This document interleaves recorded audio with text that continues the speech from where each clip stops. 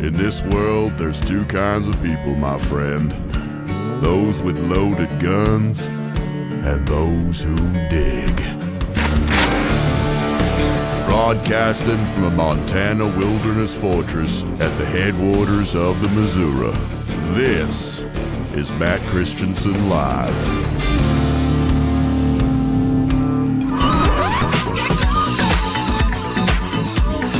Someone has to explain the American economy to me. I still don't get it. Last week was tax day. I paid to the government probably almost 60% of what I earn.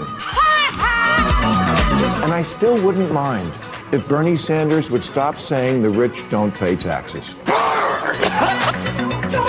And while I'm sure the super rich get away with murder, us regular rich people pay a shit ton of taxes. The top 10% pay 72% of all federal income taxes, and the bottom half, 3%. Wow. The Democratic Socialists talk about socialism like we don't already have a lot. How dare you! How can you be soaking the rich and failing the poor so badly? Are you stupid? Are you a stupid person? Over $5 trillion in taxes last year. Are we really this incompetent and corrupt? Don't answer that. You are fake news. Yes! Hell yes! Correct. Very fake news. For the United States of America. You fucking traitorous bitch. Jeez. That's uncalled for. Who gives a crap? I don't care! All right, America, go to the YouTube right now. Duct tape all over the place. It's a disgrace. All right, go. In 5, 4, 3. I can't do it. We'll do it live. Fuck it, we'll do it live! Hello and welcome to the show. This is Matt Christiansen Live, a proud duct tape production for Sunday, April 26th, 2026. Thank you for tuning in. Sitting shotgun tonight in his usual Sunday seat is highly regarded author Matt Palumbo. Welcome back. Good to be back. Partner? Great guest tonight. We recorded a segment with Gavin McInnes, the founder of the Proud Boys, host of Get Off My Lawn over at Compound Censored.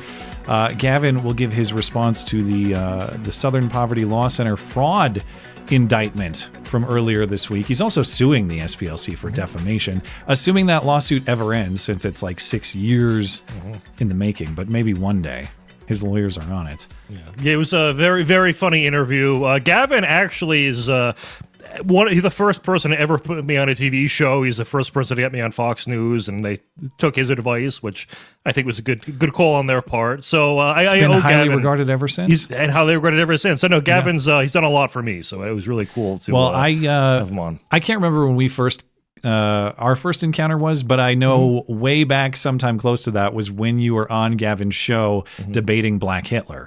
And Black Hitler has done a 180 because the whole Kyle Rittenhouse case turned him against the left, because from his perspective, Kyle was protecting black-owned businesses from crazed people trying to burn them down. So he was pro Rittenhouse, and he's actually been on Gavin's show since then, and it's been friendly.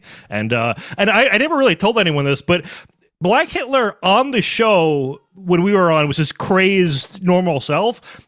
When I talked to him off the show, he was just a completely normal guy. There was one time he was at like his black supremacist group's headquarters, and I was on speaker, and he's like, "Hey guys, say hi to Matt," and they all said hi, and then he whispers, he goes, "They don't know you're a colonizer."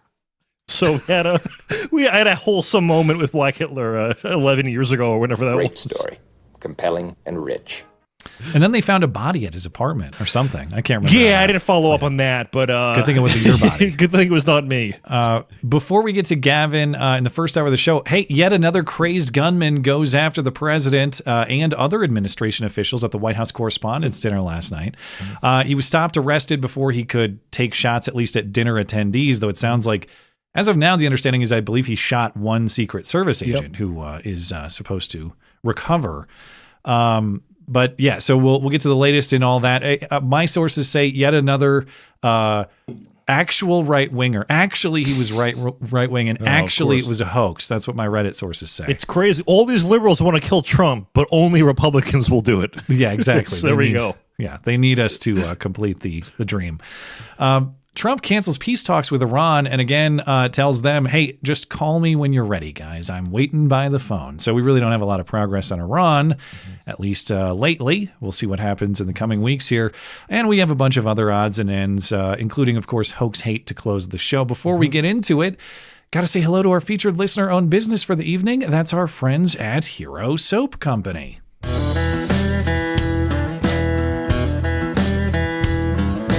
When you try Hero Soap Company, not only are you getting a great-smelling, all-natural product, not only can you subscribe and get soap sent straight to your door each month, but you can get signature soaps designed by yours truly. Timberline is the classic, a frosty pine experience where the forest meets the peaks. Double menthol for that high-altitude cooling effect. Or try Old West, highly underrated, people say. The sweet smell of leather and oak barrels will bust open the saloon doors. Or try any of Hero Soap's other fine offerings. Scents rotate regularly so you can always find something fresh. You can do like I do and subscribe to get a random bar each month. So you get a great smelling surprise in your mailbox and you never have to remember soap at the store again. You might not know Hero Soap offers shampoo and conditioner as well. So even more ways to upgrade your shower. Remember, when you buy Hero Soap, you're not just getting a high quality made in the USA product. You're not just supporting this show, but you're also helping America's finest, too. A portion of every sale benefits military and first responder charities. Listeners of this show get 10% off everything from Hero Soap Company using promo code MCLISTENER at checkout. Let freedom clean with Hero Soap Company. Promo code MCLISTENER for 10% off site-wide. HeroSoapCompany.com. Find all the information on all our special offers at mattchristiansenmedia.com/deals. Deals by listeners for listeners. I don't want to spook anyone, but I swear during the ad there, I felt a tremor, a little shake. Maybe the super volcano at Yellowstone is going off, or maybe it's all in my head. But if someone, hey, Tim, if you're listening, look up, was there like a small scale earthquake in the general Bozeman, Yellowstone region? It'll probably take a little while, but I swear I just felt an earthquake, like a very, very small one, like a little quiver. Reminds me of my time in the Bay Area where you'd feel them with some regularity. Breaking news here. Yeah, so we'll see. Hopefully the duct tape studio withstands whatever earthly shakes are going on. But I know there's very important news that we have to get to, and of course we will. But I got to acknowledge these AI-generated songs coming from the audience because they're very good. And they continue to contribute value to the show. I appreciate them very much. Now, I know I highlighted this on Wednesday, but I want Matt P. to hear at least one. Did you hear the My Chimona song that listener Dave made? Okay. No, I look forward to it. So if people missed the hoax hate a few weeks ago, there was this gay man of color in Baltimore, Jamal, we're looking at him right now. He says he went to a pizza shop and the Spanish-speaking cashier wrote Chimona on his receipt, which clearly is a Spanish slur for female monkey or whore or gay guy who's black or something, even though no Spanish speaker has ever heard of this supposed slur. But listener Dave made the My Caniga songs that I've used as the Wednesday show outro for a little while. At audience request, I emailed listener Dave and said, can you modify that and make My Chimona? And Dave said, well, yes, I can. Here's one of his two submissions.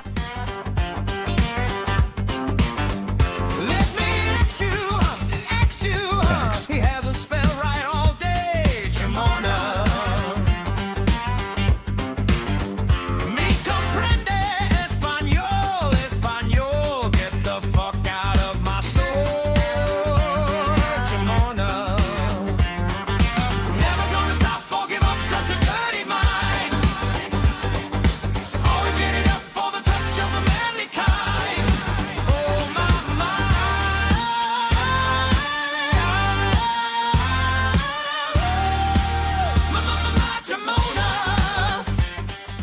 Okay, that's so like a 10 out of 10. AI music, I know it's so low IQ of me to say this, but it is. I embrace the slop. I love it. Well, for this specific application of having meme songs, it is this is the best use of AI I've ever seen, frankly. Yeah. I will watch AI music videos where the prompt is deliberately absurd. It's like, have it be about a mad scientist who loves Dr. Pepper or Mountain Dew, and it'll be, a top song in my book. Well, Dave's work inspired fellow listener Burn Bridges Brightly to make his own AI music, which he posted in the MC Club Discord server this week. I assume you know the story of Ladonna Richie? Do you recognize this face on the screen? I've definitely been on the show when she was talked about. Okay. Do you recognize this sound bite? It's not against the law. Oh, yes. Yes. So Ladonna Richie was a woman who had a confrontation a couple of years ago with an Asian woman at a gas station in Seattle, and she told the woman famously to go eat her dog with some rice, bitch. And then when the woman objected, Ladonna said, "It's not against the law, ho, fuck you." Here's the original moment. You heard what I said. Go eat your dog with some rice, bitch. She said, go eat your dog with some rice. That's what I said. Go eat your dog with some rice, bitch. That's what I said. It's not against the law, ho. Fuck you. Retarded ass, bitch. Record her funky smash face ass. What did I say? You said go eat your dog with some fucking rice? Yeah. I'll make an appointment for Lena. You'll suck me long time. Stupid ass. The forgotten part of that exchange. You sucked me a long time. She also said retard. That was 2 years before Trump re-legalized the word. Yeah. So she was ahead of the curve. Ladonna really was. And of course, then she chased after reporter Jonathan Cho, calling him a faggot, throwing rocks at him. The saga of Ladonna was excellent. We remain hopeful that Ladonna will someday grace this show with her presence. Awesome. Anyway, to honor the moment, Burn Bridges Brightly created this song he calls Rice and Rage. Questions flying in her face. She ain't flinching, spitting fire, owning her space. Go eat your dog with some rice. Yelling from the window full of spite and vice. Go eat your dog with some rice, bitch. Racist melt down under neon lights. Pump the head, watch the internet ignite. Ladonna Richie, owning the fight. It's not against the law, ho. Fuck you! That's the line she dropped, raw and true. It's not against the law, ho. Fuck you! Screaming in the night, no filter, no crow. That's awesome. Now we just need a Will Stansel song. We're waiting for that. But I'll make a note to make one. All right. Thank you. No, actually, there is one. It's. I doubt we'll watch it for the first time here, but if you want to look it up for next week, it's a rap called "It Do Be Like That," Mr. Stansel. Oh, so it's already been done. That sounds perfect. Yeah, okay. Yeah. Thank you to Burn Bridges Brightly for your contribution with the Rage and Rice Ladonna song. I will deploy it for various show purposes. And since the AI music is now kind of a series, as people may know, I make the entire soundboard. All the files publicly available, linked in the description. But now that this AI music thing is its own separate thing, I've put a separate public folder. If you want to download these songs in full, you can have at it. They're linked in the description for you. Okay, we have to get to the actual news, which is the shooting at the Correspondents' Dinner last night. At this point, pretty soon, I think I need an intro bit for Trump assassination attempt of the week. It's not weekly, but it's a fairly common occurrence. So I'm gonna have to think about how to up the production value here. But was it an attempted Trump assassination, or was it just an incident near the White House Correspondents' Dinner? It's a great chyron from ABC News last night. And I get it. It was breaking news. It was chaotic. There was some conflicting information coming in. So better to be cautious than to be incorrectly specific. But I will note that when Trump was taking questions, this is 10:38 p.m. Eastern. This is 2 hours after the guy was actually apprehended. And this is the sort of unique event where all the news reporters are actually gathered right there. Of course, it's the White House Correspondents' Dinner. The ABC News people who are feeding them this information were already at the scene. So I do have to question incident near White House Correspondents. I think they had more information than that. But last night was supposed to be the White House Correspondents' Dinner. This was at the Washington Hilton in D.C. Now, I guess Trump is insistent that they're going to reschedule it within the next 30 days. I believe this would have been Trump's first White House Correspondents' Dinner as president. He's historically boycotted them or refused to attend. So at the time of the shooting, it was right about 8:35 Eastern. Trump and Melania were already seated on the stage. Many members of the administration were present, members of Congress present, everybody kind of in the ballroom already, it looks like. And what makes this event so significant from a security perspective is the fact that the entire presidential line of succession was there. You had the president, you had the vice president, you had the Speaker of the House, many members of the cabinet. So theoretically, this guy, if he was able to shoot them or if he had an explosive, this is the sort of event. I guess I don't know why. Generally, you try to keep the president and the vice president mostly separated. Why do they put them together for these idiots in the press corps? Why is that significant enough to do it? That I don't know. And I mean, in this shooters, I mean, they're calling it a manifesto. It was really just a brief email. It seemed like Trump or anyone in his administration was the intended target. Yeah. Although it was, I mean, this was obviously one of the worst thought out assassination attempts ever. He had a long time on the train ride from LA to DC to think about it. But yeah, it didn't go as planned. Even if you get in, there's so many people there. How do you know who to, like, you would have to be able to walk over to someone to target them. But he also had a like Naruto run in there. We'll get to that. And then immediately know who to shoot, which it was never going to work. I want to know what kind of drugs he did to get that speed. Right. That's what I want to know. It's pretty incredible. So again, this is about 8:35 Eastern, Saturday night, last night. The event is beginning. You can hear the shots break out. There are about 5 of them outside of this main event in this ballroom at the Washington Hilton. Here was the moment actually on video. You can see Trump is seated at the table, and they get him and Melania and the rest of them out of there.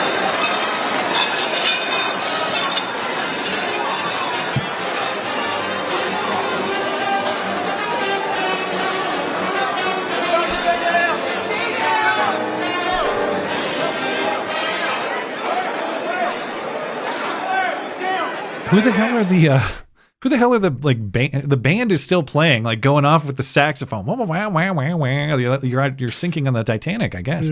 Yeah, for all you know, there's a mass shooting. Yeah. Trump looked so unbothered by it. It's routine at this point. It's just a bit. I looked it up too because we always think this. A lot of people were saying this was the 3rd assassination attempt, and they're thinking Butler, the golf course one, and now this.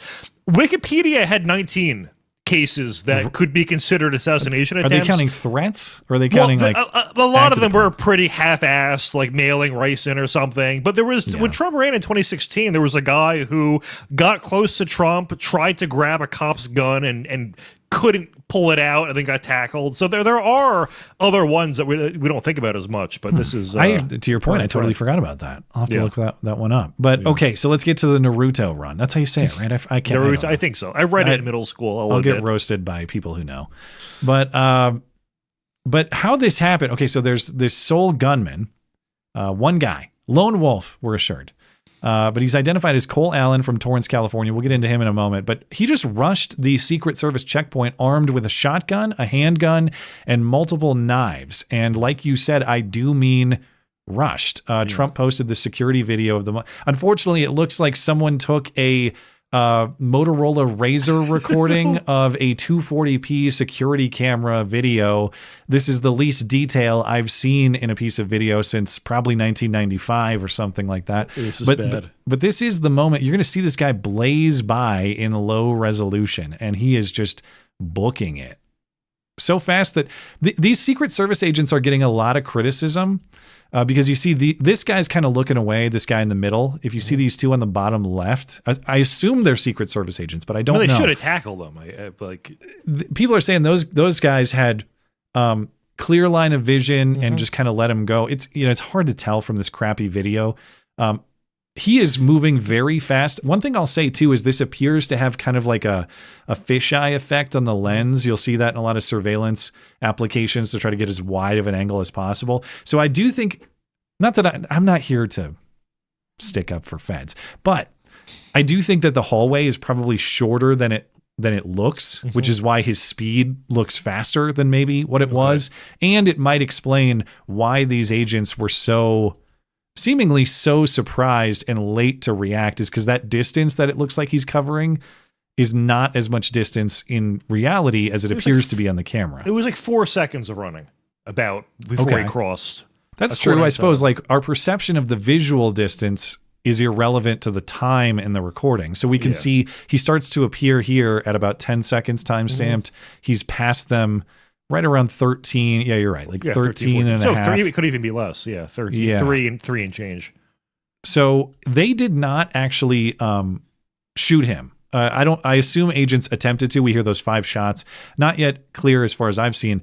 Did the shots all come from the gunman? Did they come from Secret Service? It looks like, these guys draw, and I assume maybe there was Secret Service firing, but the suspect was not hit. Now, there was a Secret Service agent who was hit, and I heard Todd Blanche, the acting AG, say on the news this morning, it's not confirmed, but it's believed. In chaos like this, you wonder, was it friendly fire? Was it a Secret Service agent shooting another Secret Service agent? He said it is his understanding, with the acknowledgement that the information is still coming in, his understanding that the attacker, the attempted assassin, is the one who shot a Secret Service agent who is expected to recover. But the suspect here, Cole Allen, was tackled by Secret Service to the ground. Trump posted this photo of the guy, and I have to assume the tackle, his shoulder is messed up, dude. Yeah. Something is wrong with that left shoulder joint. Dislocated. I don't know. But I assume he got tackled and got injured in the tackle, because that shoulder that's not right.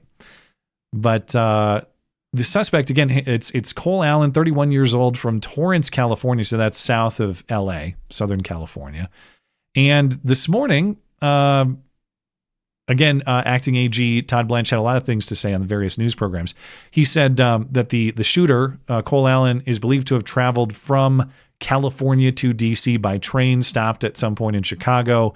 He was actually a guest at the Washington Hilton Hotel at the time. So he had previously checked into this hotel. He was staying there. And as you mentioned, he has he sent a manifesto to his family. Now, you mentioned email. So gay. Is that how he sent? I didn't catch that. Is that how he delivered it? He just emailed his family? Yeah. Okay. Do you have the text? I have the full text of it through the New York Post here. It's the gayest manifesto anyone. Why do you say it's gay? What's gay? Because half of it is him apologizing. He's like, all right, he apologizes to his employer for lying about why he called out of work that day. If there's one part where he's like, I'm sorry to anyone who was next to me on the train who, realizes who I am and blah, blah, blah, and feels uncomfortable. Like it was hedging against, I'm sorry if I made anyone uncomfortable, but also I'm going to go murder a bunch of people. It was very, very, and I think he is gay, isn't he? Oh, I didn't catch that. Okay. I don't know if I read that or I inferred it from his manifesto. You might infer it. Well, I do have video of him with his elite level engineering design for a wheelchair brake. I saw. It was groundbreaking. Elderly people. Okay, so I'm going to skip his stupid gay apologies. You're right. If you're going to try to commit an assassination, don't be a bitch about it. Yeah. Come on. We don't need a list of apologies. Sorry to my employer. All right. Why I did any of this. I'm a citizen of the United States of America. What my representatives do reflects me, presumably talking about the president and the rest of the White House. I am no longer willing to permit a pedophile, rapist, and traitor to coat my hands with his crimes. Well, to be completely honest, I was no longer willing to a long time ago, but this is the first real opportunity I've had to do something about it. And then he describes who he's targeting and through what means. He says all administration officials, and I didn't understand this, not including Kash Patel. Why is he excluding Kash Patel? Maybe it would be racist to kill an Indian. I don't actually know. What a snub, They are all targets prioritized from highest ranking to lowest, except for Kash. Secret Service, I'm only going to target them if necessary. And I hope to incapacitate them non-lethally. What is this, Splinter Cell, dude? You're going to sneak through the ductwork in the building and drop down? Like, are you going to chokehold them and hide the bodies in the corner? What is he even talking about? But my favorite part of the manifesto was, hey, I've apologized for my wrongdoing, and I'm also being responsible. I'm trying to minimize casualties by using buckshot rather than slugs. Oh, thank you. That's very thoughtful. Thank you, Matt Shooter. I don't know how thoughtful buckshot is in a crowded environment like this, though I understand his points that slugs would have some penetrating force. Okay, now, obviously, given the manifesto, this is not some personal matter interpreted as targeting the president or anybody else in politics.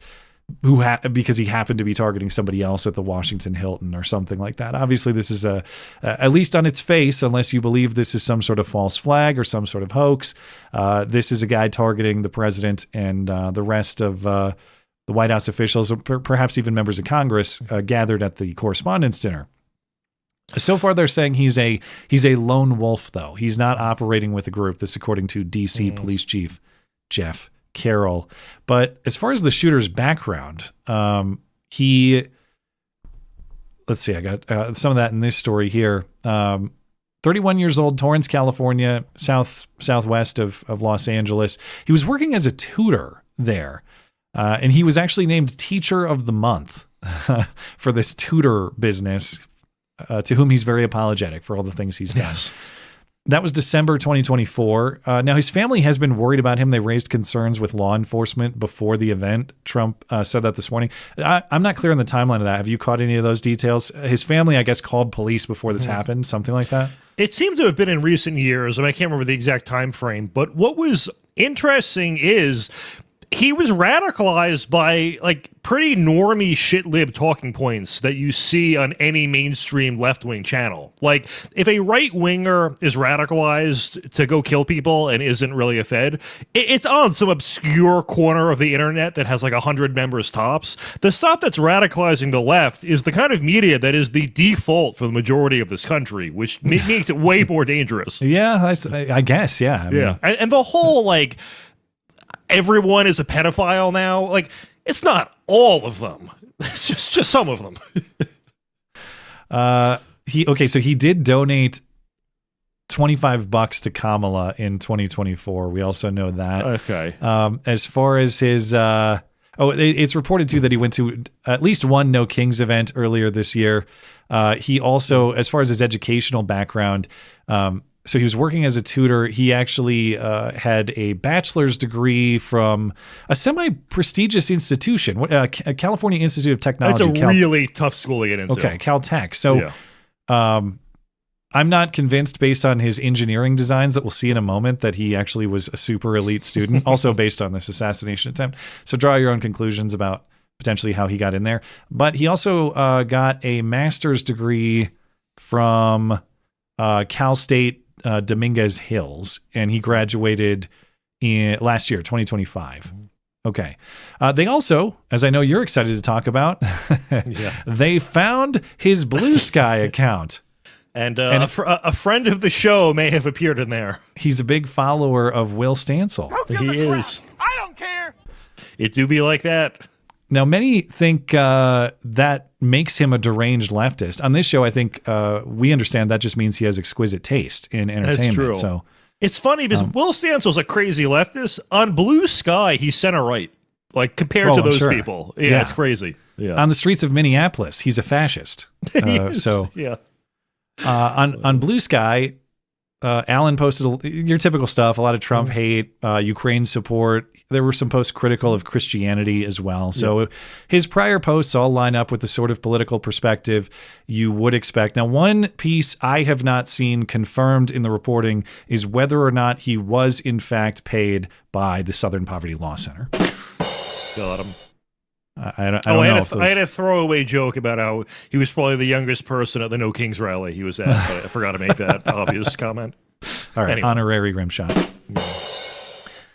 Okay, now I mentioned that he was also featured in a news report from 2017. Again, he's going to Caltech. He's a senior at the time. He's participating in some sort of convention or event about designing or engineering products for the elderly, for nursing homes, for retirement homes. And he shows off what I guess is a prototype brake for wheelchairs. College student Cole Allen developed a prototype for a wheelchair emergency brake. The wheelchair brakes tend to lock the wheels, but don't actually lock the chair to the ground. The idea with this is to prevent it from moving at all. This nigger voted for Joe Biden. So I didn't understand what he meant. And I'm glad I watched that again, because at first I didn't understand what he was talking about. Because I thought, do wheelchairs not have brakes? What?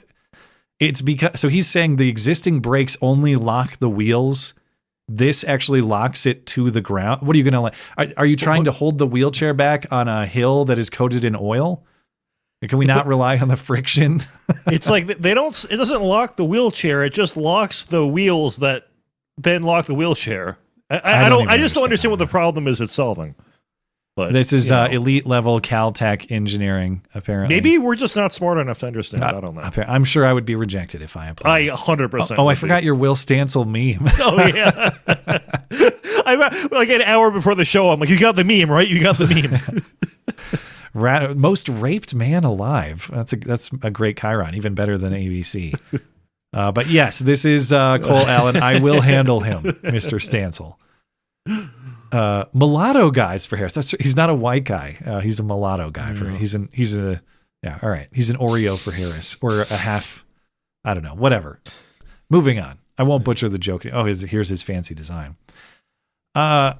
I wanted to talk a little bit about the security. Now, there are two ways to look at what we just saw happen, again, with a very limited set of video to see it in action. But number one, optimistically, Secret Service did their job. They stopped a threat before it was realized. Pessimistically, how the hell can a guy get inside the venue where the president, the vice president, the speaker of the House, and others are all gathered? How can he do that armed and sprint past Secret Service at all? Now, the primary explanation for the pessimistic point that I've heard is that this venue, the Washington Hilton, is still operating as a hotel independent of this event. So you got lots of people like this shooter himself staying at the hotel. They need to get in and out freely, which I assume is probably true. But there is video claiming, and again, this is not me saying this is the full extent of the security there. I wasn't there. I'm also not the sort of guy who designs security for events. But the point of criticism from this reporter, Leonardo Feldman, is that there was no security outside the building. There's only security inside the building. And he's got video of people going through metal detectors right outside the ballroom.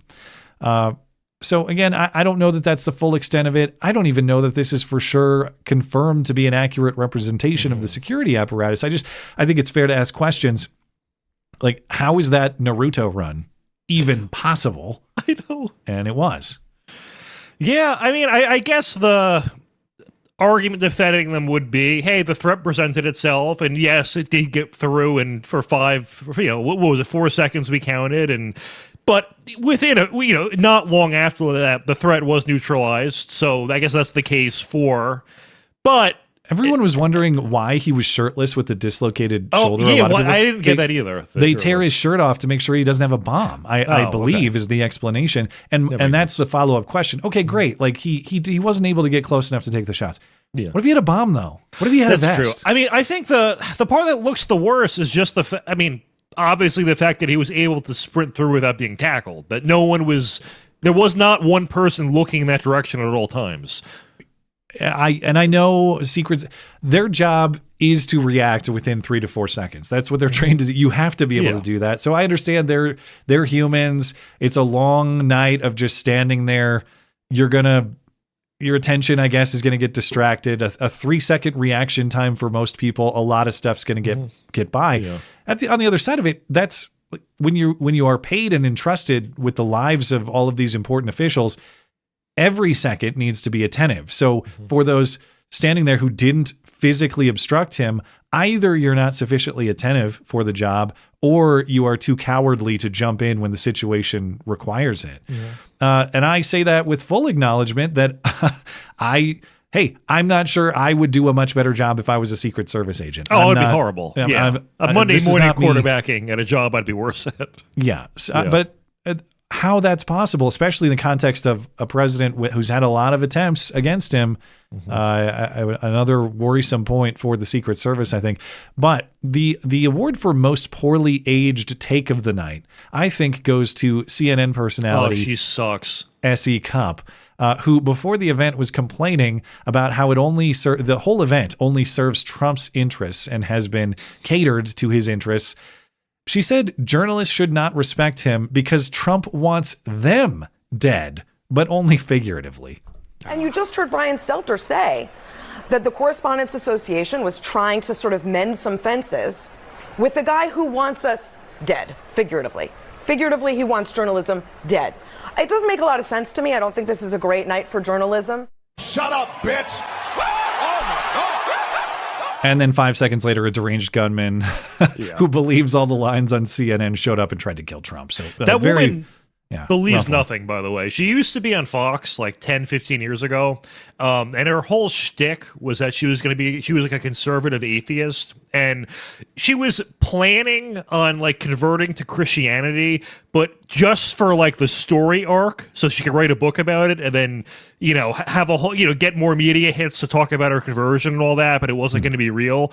And then once in the Trump era, I think CNN offered her a gig, and then that whole part of her personality just completely went away, and she does the anti-Trump stuff there. So she just says whatever she wants. I swear I remember her being a conservative on Real Time with Bill Maher way back when, but... I was never on Red Eye with her, but everyone I know that was on the show with her said she was horrible.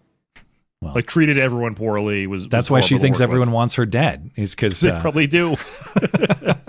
Listen, if this really was a false flag, like libtards are saying, the guy would have just started killing journalists. There was like, so. I don't know. Well, it's Very not stupid. just SE Cup. There were protesters outside who also believe this dinner was a life and death event. Photos from Katie Pavlich outside. Death to the tyrant. Death to all of them. And then the sign behind this guy, it's a little blurry. It's hard to see. They all deserve to die and they'll burn in hell. So just a sampling of the protest signs outside of the event. You suck. Go burn in hell, says guy who doesn't believe in hell. Of course. He probably has lots of lectures to you about the story of Jesus Christ, too. Yeah. Did you see that meme where some liberals trying to argue like, no, actually, Jesus would have agreed with me about everything, and this Christian's like, oh, great, you want to convert? And then, No, of course not. I just want to. That guy was full of nonsense. He just agreed with me. I just want to weaponize your beliefs against you. Of course. Yeah. And worst of all, so it's not just the questions that we have to ask about how the guy just sprinted past Secret Service. After the Butler fiasco, apparently we've learned nothing. Did you see the photos of the tiny chick? Oh, no. The tiny yes, I have chick seen them. Secret Service agent who's going to save the day. This is photography from the hotel. And I don't know, to be fair, I don't know what exactly this woman's position was, like where she was relative to the attacker and the ballroom. I just know that when you have to protect the President of the United States, members of Congress, highly targeted individuals who are pretty important in terms of our federal government, why do we have like tiny women barking out orders or I just realized though, like if you were to be in an administration that truly 100% got rid of DEI in hiring, anyone who looks like a DEI hire would therefore be extremely qualified. Would they not? Because they would be the last person you'd ever hire. Maybe so maybe this chick is Rambo. Now here's the dilemma. I doubt that's the case here, but I'm just saying, like hypothetically, I just had that the thought. dilemma that was identified in the Discord server earlier today. Now I can't tell what gun she has. Could be a Glock. Could be I can't tell. People who know all the finer points could tell me. But what's worrisome? The guy in the bottom here looks like he has a SIG P320. And that is the SIG himself. That is the SIG that is famous for going for accidental discharges or malfunctions. So the question here, who's going to shoot you first? The chick cop or the guy with the SIG? It's dangerous out there. If you gave her the SIG, it's game over. I know. That's yeah. Anyway, we're still being risky with our Secret Service tactics. So, okay. Anything else about the attempted shooter before we get into it? Tim said, as per CBS, the shooter's family called Connecticut police on Saturday night in response to the email he sent them. What police did beyond that is not reported. And then also why would they call Connecticut police? Do they live in Connecticut? I guess they must. Yeah. And then he also posted the Will Stancil AI song in the Discord for later. Okay. But all right. If we have time, maybe we'll play it before at the end end. of the show. Maybe. Okay. Well, not much news on the Iran front. This week, this week and this weekend, of course, the previous round of talks that didn't happen, we talked about on Wednesday, but this weekend there was supposed to be additional talks. The earlier talks were canceled before the ceasefire deadline. Then Iran didn't show up for those talks, so Trump canceled the deadline and said, hey, take as much time as you need, supposedly because Iran's leadership is fractured. And in my opinion, which surely is unqualified. But it seems to me more like Iran knows that Trump's threats don't mean that much, because he keeps making these threats and not following through on them. So Bridge Day and Power Plant Day have been threatened for weeks. The day never comes. I'm still looking forward to it. The end of their civilization still has yet to come. And so Trump had planned to send his Iran negotiators, Steve Witkoff and Jared Kushner, to Pakistan this weekend to talk some more. Then he canceled. So the Iranian foreign minister talked to Pakistani guys by himself. But Trump said yesterday there's no point in sending people to talk, at least sending people over to that part of the world to talk, until Iran is ready to talk seriously. We heard that we canceled the trip. We have all the cards. We're not going to spend 15 hours in airplanes all the time going back and forth to be giving a document that was not good enough. And so we'll deal by telephone, and they can call us anytime they want. Again, we have all the cards. They have no military left, practically. They have no leaders left. We don't know who the leaders are. Nobody knows who the leaders are. I don't think they know who the leaders are, very importantly. Okay. Now, I understand that we do have all the cards militarily. I wouldn't dispute that point. We could wipe them out. We could do Bridge and Power Plant Day tomorrow if we wanted to. The question is, do we want to? Are we willing to? As part of his commentary, Trump was asked, are we going to resume the war? As in, like, are we going to stop the ceasefire? Are we going to keep bombing them? Trump said, no, it doesn't mean that. We haven't thought about that yet. So if you take military escalation off the table as an option, well, then to me, Iran does have cards, or at least one card, and they're playing them. And the card is delay and prolong, because the card is political. Iran knows that American patience, rightly so, I'm one of the critics, patience with $4 plus gasoline and the resulting effect that will have on the economy for the American consumer is going to create political pressure. And the political pressure works in the favor of the Iranians in terms of motivating potentially the U.S. to back off. So under these terms, the ongoing naval blockade of the Iranian ports and Iran just messing around and wasting time, it's a stalemate, a question of who blinks. And so far, it doesn't seem that Iran cares that much if their economy suffers, because of course their economy is suffering too. Eventually that could change. Maybe they're bluffing. Maybe the suffering is much greater than they're leading on. And I think Trump is of that belief. It's going to be a political question of how much do Americans care that our economy is suffering, and how long will they put up with that? Right. So when he says we have all the cards, Iran has no cards. Well, unless we're using to use the cards that we have, Iran does have a card in the form of delay. And I still remain perplexed by the president's strategy here. I don't know what Trump is doing. I was talking to Booker Scott about this before the show, and he was arguing that the blockade on them will eventually cause them to run out of room to store their own oil, in which case we'll have to shut down their production. He pointed out to me that before this, I guess according to Trump, it's not a war. So before this, not war, is obviously a war, but I guess it's Schrodinger's war. It isn't. But that their inflation in Iran is around 50%. It's now up to 100%. I don't know if he was quoting me at like an annualized basis, but he said basically it's doubled. So he was arguing like, the people are already having an uprising. This could further catalyze that. And I know Trump's original goal was have the people kind of replace the government. Yeah. That didn't, hasn't panned out yet, but that, maybe that's something. Maybe I'm being too impatient, and maybe the economic pressure will break them before it breaks us. But I do know it's a little painful, I will say. With the pressure is going to increase, rightfully so. And it's also a question of how badly do you want to lose in the midterms? And maybe their answer is we don't care. We think this is so important that we're willing to throw the midterms to achieve our objectives in Iran. Trump was asked, how long do you think Americans will put up with gas prices high and the economic consequences? He said, well, the trade is you have a non-nuclear Iran. Okay, that may well be true. I don't know. When he says that, like it's obvious that Americans take that trade, I don't know that that's obvious. I don't know that if you actually put that to a vote and said, would you trade X economic damage for a non-nuclear Iran, that everybody would say, give me non-nuclear Iran at a very large cost to my family's checkbook. you can pull any issue. Like I saw a poll on climate change where it's like, do you think the government should do more to blah, blah, blah, climate change, help fix it? Everyone says yes. Then you add an amendment that it's like, are you willing to spend an extra $10 a month for this goal? And then everyone's overwhelmingly against it. So people are really not, it's just one example that comes to mind, but yeah, people generally are not that tolerant of costs for anything. And Trump, I should clarify, like when Trump said that, the assumption in his premise is that Iran is something of an existential threat to the United States, that they will have a nuclear weapon that is capable of, if not destroying our country, wiping out a major city or something like that.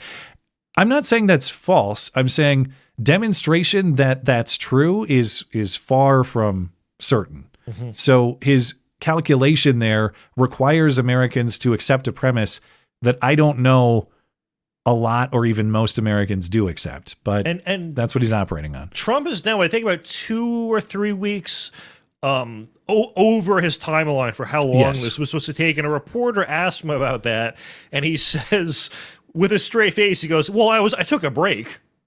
Yeah, I took a break, and now I'm not going to be rushed, is what he said. And, so this is. Yeah, this is the stuff that I worry about when this starts. Oh, it's going to be short and quick and easy. They said that about a lot of things, and it never ends up short and quick and easy. And you're right. Originally said 4 to 6 weeks. We're now through 8 weeks. And the reason 8 weeks is significant is not just because it's over that initial estimate of the timeline. It's because it also marks 60 days. 60 days is legally significant because that's when Congress will have to make a decision. Maybe they don't necessarily have to, but not if you take a break, then it resets the clock. I don't know how that works, how those technicals play out. I just made that up, but yeah. It sounds like Senate Republicans are looking for that type of asterisk loophole to use. Because strictly speaking, per the War Powers Act, the president has 60 days to conduct military operations without congressional authorization. Beyond 60 days, he needs Congress to authorize, though he does have an additional 30 days to withdraw troops from wherever he's deployed them if Congress does not authorize. So the question is both, what will Congress do now and what will Trump do? So for Congress, are they actually going to take a vote on that? Now, Democrats have been trying to push one. They haven't been successful. But with now sort of a little bit of legal teeth behind it, what will Republicans think? It's not clear that Senate Majority Leader John Thune is even going to bring anything. He says he has no plans to bring a resolution, at least for now. If Republicans did have to vote on this, they're going to see a political problem they're stuck between voting against Trump or voting for a war that is increasingly unpopular with the American people heading into the midterms. They just don't want the politics of the vote. So they're not going to be eager to have a vote, regardless of what the law supposedly says. But even if they did, let's say they have a vote like, hey, we're not doing this anymore. Would Trump play some sort of asterisk like you're saying? Well, actually, I took a break. Actually this, actually that. And would we have some kind of court fight? I don't think Trump would listen right away. It could... And this is me actually being serious. The ceasefire, could that be, bookend it and then you start again after that? Does it restart? Yeah. Does it? I don't know. Someone else grok. Yeah, it's not a 60-day deployment. It is only 2 20-day deployments with a 20-day break. Yes, exactly. Wait, that adds up, right? Make sure my math is right. All right. That's 60. Anyway, moving on. I'm sure there'll be plenty more Iran to talk later. Before we get to Gavin and Super Chat, I want to talk about a couple things. I want to leave time for your USAID story as well. But I did want to mention this because in recent weeks we've talked about insider trading within the government, and not just stock trading, which of course is its own major problem in Congress and elsewhere. Now we're talking old-fashioned betting with insider information, as in, will Maduro be removed? Yes or no? Will the U.S. attack Iran? Yes or no? And through Kalshi and Polymarket and other places, you can bet on just about any sort of proposition these days, which creates this temptation for people in government with this insider information, knowledge that things are going to happen imminently, to place a bet and cash in. So recall just a few weeks ago, Peter Schweitzer on this show said someone won apparently hundreds of millions of dollars making bets on the Iran war and the price of oil. placing these bets right before the operation started and cashing out. We don't know who this person is, but he was calling for that person to be investigated. So now this week, from the Justice Department, we have formal charges against a U.S. soldier who bet on the Maduro raid while participating in the Maduro raid. Patriot. Gannon Ken Van Dyke is a special forces soldier who participated in the planning and execution of the Maduro raid, made 13 bets worth about $33,000 with that classified information. Federal prosecutors say Gannon Ken Van Dyke participated in the raid's planning and execution. Now, the Justice Department is charging Van Dyke with using classified information to place multiple wagers worth about $33,000, including bets on whether or not Maduro would be removed from office. Prosecutors say Van Dyke withdrew his winnings from his Polymarket account the day of the operation. He's also charged with wire fraud and theft of non-public government information. The president was asked about the case. It's a little like Pete Rose. Pete Rose, they kept him out of the Hall of Fame because he bet on his own team. Now, if he bet against his team, that would be no good, but he bet on his own team. At least 2 Republican members of Congress say he should be pardoned unless the DOJ plans to go after politicians who engage in insider trading. Absolutely. Okay.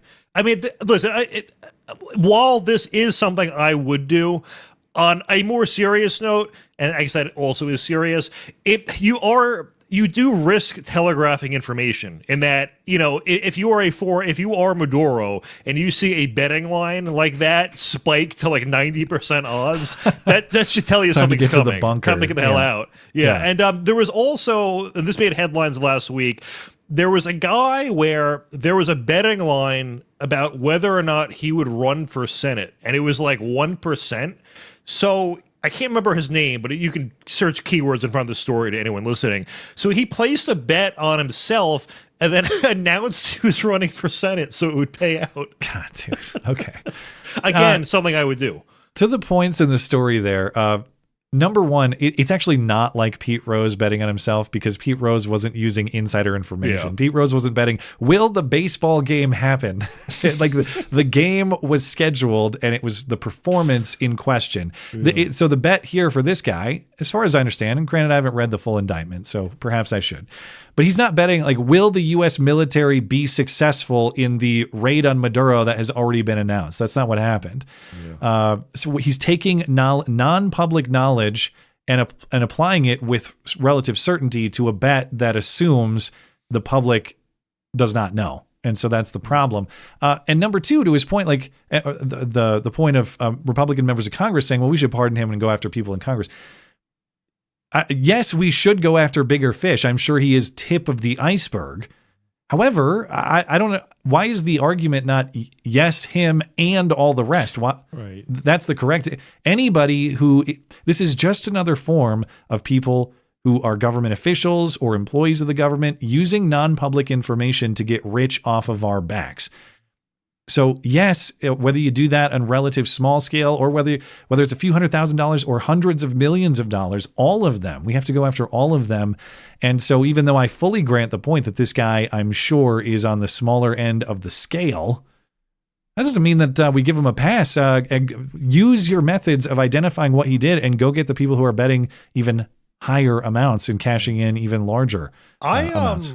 I remember like a decade ago watching somebody from John Stossel arguing that prediction markets, one of the reasons they're more accurate than polls was because insider trading was legal and that you have more smart money being bet. So I don't know. It's just like a government like, is it because he went off government classified information? Like, I don't know. I had thought that sports betting, like insider trading, was just one big loophole where no one got prosecuted. So I assume Stossel probably has an argument in favor of insider trading, say in the stock market. Is that what he's saying? Okay, it's possible because he makes counterintuitive arguments that are actually very good often. So that's actually yes, but that's actually separate. So what I meant was he was arguing that and this is before Kalshi and Polymarket existed. I think it was just Predicted was the site, but he was arguing that it's more accurate in predicting how a race will go, let's say a Senate race versus a poll, because there are insiders betting who have an edge versus the general public, and they're going to know better than the average person responding to a poll or something along those lines. Yeah, I could see it in the context of private companies maybe making more sense. In the context of the government making decisions that we are not keen on and then using knowledge of the decision making to cash in even larger amounts than they already get paid off of our tax dime. I have a big problem with that. So maybe there's something I'm missing, though. If people want to make the pro government employees doing insider trades and cashing in argument, I guess I got to hear it. But should have been me. I want to leave enough time, and I probably didn't leave you quite enough, but that's okay if we go over the top of the hour. Yeah. You are going to catch us up on a story of, a year later, all the USAID employees who got fired are struggling to find work. They should have placed more bets with the information that they had. That's where they went wrong. Yeah. They could have bet, is USAID going to be gutted today? So never have to work again. So the New York Times did a piece on USAID workers, and it's a hilariously out of touch article in that if you really want to do a pro USAID article, I would, not like I want to advise liberals on how to do their propaganda better, but go to some like shithole country that we were like building wells for and be like, see, now these people are suffering, and then ignore the 99.9% of things that USAID did that were completely useless. Like, focus on that fraction of percent that was legit. Try to argue people were suffering as a result. But instead, they profile people making hundreds of thousands of dollars a year and want us to feel bad for them. So I can't believe they put a straight white couple with a baby as the first sobs. That was shocking. The times are changing. It really but both of these people are USAID employees. Yeah. Okay. So the overview of the story is, so there were 16,000 USAID employees laid off by Trump, but USAID is this one big slush fund. So there's all these like subcontractors, this whole like USAID subcontractor economy they were keeping afloat, where USAID gives money to them, they skim some and give it to another group, and so on and so forth. So there were 16,000 USAID jobs lost, but 280,000 contractors lost their job as a result of this USAID thing. So they did a bunch of informal surveys, and they found that less than half of the people who lost their jobs at USAID found any full-time work. Wow. Most are making less money than before. 1/3 are still unemployed, while others are working part-time. DC, which historically has had the lowest unemployment in the nation and been recession-proof because they're using other people's tax dollars to stay afloat, now has the highest unemployment rate in the nation. Awesome. The federal, they don't know what the fuck they're doing. I didn't mean to press that one. Sorry. The federal workforce has shrunk 12% Trump's first year in office, over 250,000 people. So we'll go through some of these in a bit, but I want to preface it by pointing out that, if you are someone, if you and I had, let's just say you and I were like really good at tech jobs and we were making $150K a year. If we got laid off, we would probably be able to find another private sector job within a similar salary range. Yeah. And probably relatively quick. And listen, I get tech might not be the best example because of like H-1B competition and all that. But if I you have a skill that is marketable to the private market, it should be transferable. If you're a plumber who loses the job, you can get another plumbing job making the same. You might have to move. You might have to change something about your life. But you're going to find something. Yeah. So I sent you some photos of people complaining, and the audience can determine if they're sympathetic. So this is our first one. I'm a queer brown immigrant, said Adrian Mathura, a Navy veteran and former senior USAID advisor in global health, who was involuntarily retired last July and is still fighting for his retirement plan. I got all this incredible stuff in my life and my career, and I spent all of my adult life touting how great the city on the hill was. In the end, he said, I never even once imagined I would be so betrayed by my government. So it's one poor, brown homo who lost his job. I hope Trump deports you. The next one, and this goes to what I say about how these people have no marketable skills. Shell Cohen, 57, was making $272,000 a year at USAID when she was let go. Last month, she had an online interview for a $19 an hour job managing a Penzeys spices store near her home. And she was rejected, I assume. The implication is she was not hired. It said she's applied for 60 jobs. Yeah. Too recent. Maybe she's still in the running for the store manager job. Yeah. But the point being, like, if you and I had a job where we made $1 million a year doing nothing, and then we're making $50,000 a year because we lost our show job. You have to treat the $1 million as a $950,000 a year gift that you should have never been receiving in the first place, and be grateful it ever happened. Like, dude, you have to, people are highly critical of the whole Tenet situation. I know people don't like when I talk about Tenet because I'm talking to death. Yes, I'm not going to talk to death here. But let's put it this way. That was what I thought was a good opportunity for me professionally. I also knew, because it was a startup, that the whole thing could disappear tomorrow. Yeah. So what did I do? I planned financially wisely for my family so that if it was deleted tomorrow, we would be okay. And guess what happened? It got deleted tomorrow. Yeah. I literally had my job and my family's income. There was no severance. There was no nothing. In fact, I've heard nothing from the people who are talking on the internet right now about it and don't have the kindness to even describe to me what happened. Yeah. Without belaboring the point, what I'm saying is when times are good, you make a plan for when they're not. And if you're making $272,000 a year, I don't know if she's living in DC or Virginia, it sounds like, you use that money wisely. And if you bought real estate or something with it, guess what? You can sell that house and move to a cheaper market. There are many options. What did you spend it all? What did you buy? Exactly. That's the thing. Like, and listen, if she is someone who it turns out can live off $19 an hour, like, maybe you should have been pretending. Like, that's what I kind of do what you did with Tenet. Like, sometimes I'll have random consulting work that pops up, and it's one of those things where it pays very well on an hourly basis, but it lasts a month. I treat it as if I didn't even earn it. Like, I try to not make any life adjustments, and I think that's generally good financial advice, is if you have a short-term windfall, kind of pretend it doesn't exist, put it away, and, that's it. But there's a few more of these. I don't care who you are. If you don't live in a way that allows you to adjust to a job deletion, and by the way, I guarantee these people have access to unemployment benefits and all that stuff.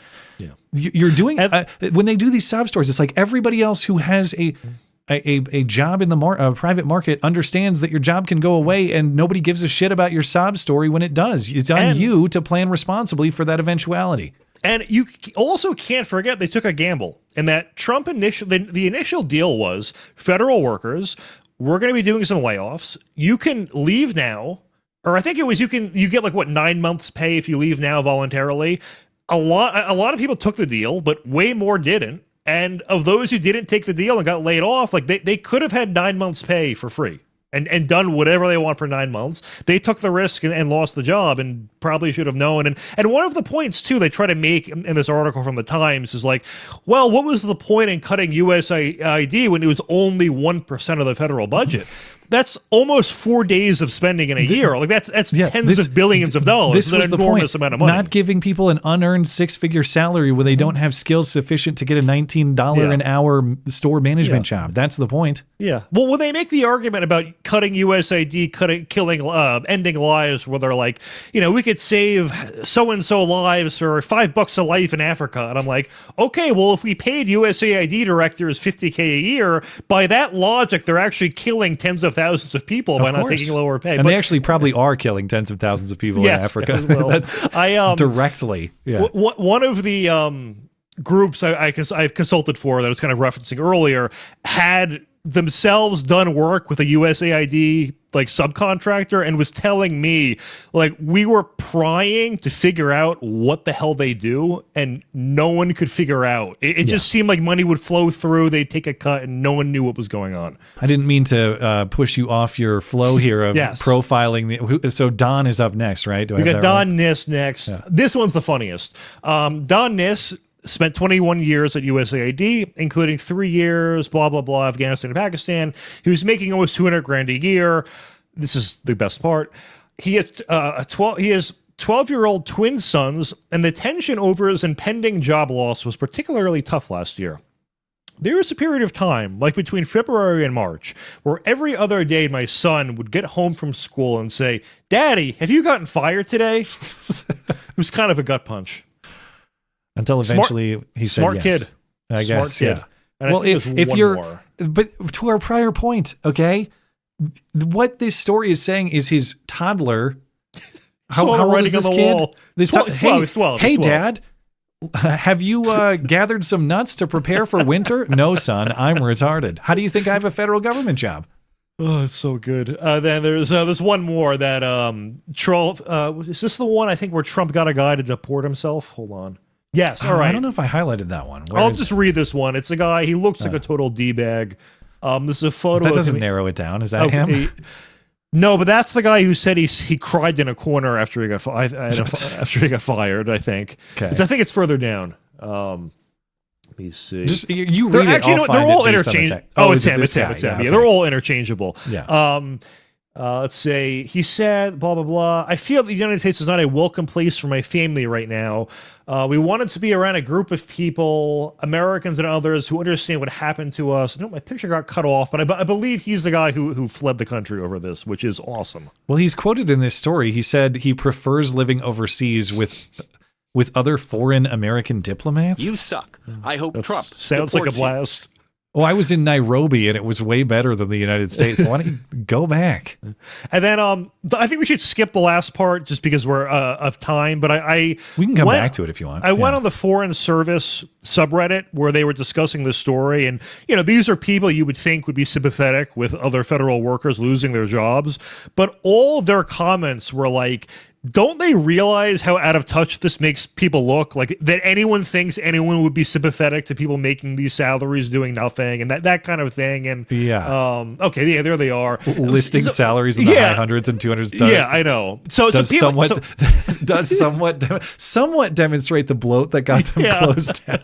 A little Still bit. does not excuse how Trump eviscerated USAID. Yes, it no does. discussion. Yes, it does. Okay. And then even they were shocked by how overpaid they were. So let's see. Oh, and then someone also pointed out that the USAID staff earning those salaries living overseas. Someone pointed out, also they were getting free housing and other perks while overseas. So of course, it's great. All right. But there we go. Hope everyone enjoyed that. Thank you for catching us up on the USAID fired worker sob stories. Yeah. All right. We're going to get into your super chats, then we'll get to Gavin. But before we do, hey, have you considered joining the MC Club? Well, you should. Here's why.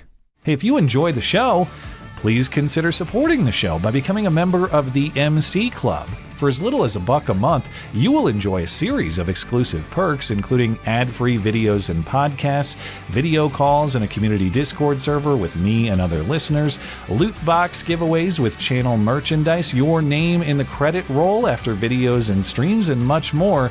But most importantly, you will help keep the duct tape production alive and independent from all those sinister forces of control. Join the MC Club at mattchristensenmedia.com/support. Linked in the description.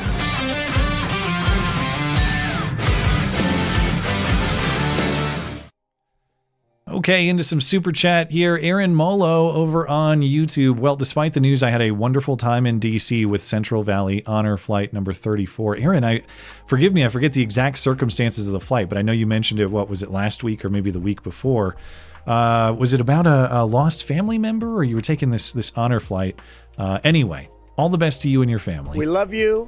You're very special. And thank you for supporting the show. And I'm glad you had a wonderful time in D.C. because it sounds like it was a sketchy time to be in D.C. Also says, few highlights from my trip. We got a police escort to the Capitol. We got to sit on the floor of the House and meet with 5 representatives whose districts cover the Central Valley. So I assume this is of California, right? Central Valley, California. So meeting California politicians could be, I suppose Central Valley, they're probably cooler than, say, Bay Area or Sacramento or LA. So awesome. Well, all the best to you and your family. I'm glad you had a good trip, and thank you for supporting the show.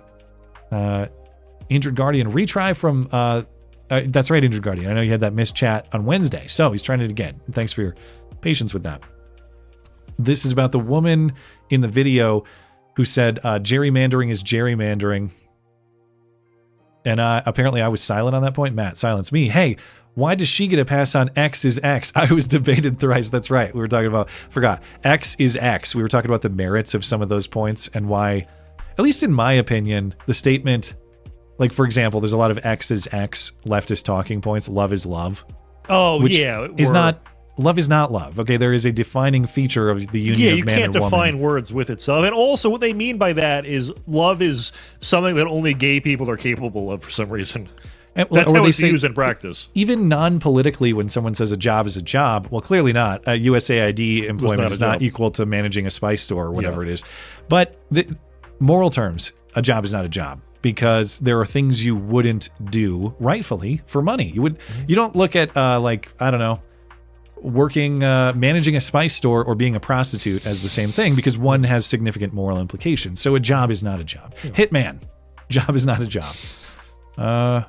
Aaron Molo also says, we were greeted by the Air and Space Museum, or at the Air and Space Museum, by 2 generals, a 3-star from the Air Force and a 1-star from Space Force. So this is a major trip. I don't know if this is your first DC trip, but this sounds like about the coolest DC trip possible. It's a really cool museum to go to. I don't think I've ever been, but I saw Trump and whatever agency Burgum interior, whatever he is. I believe Burgum, yeah, Doug Burgum. They're cleaning up the reflecting pool by it looks good.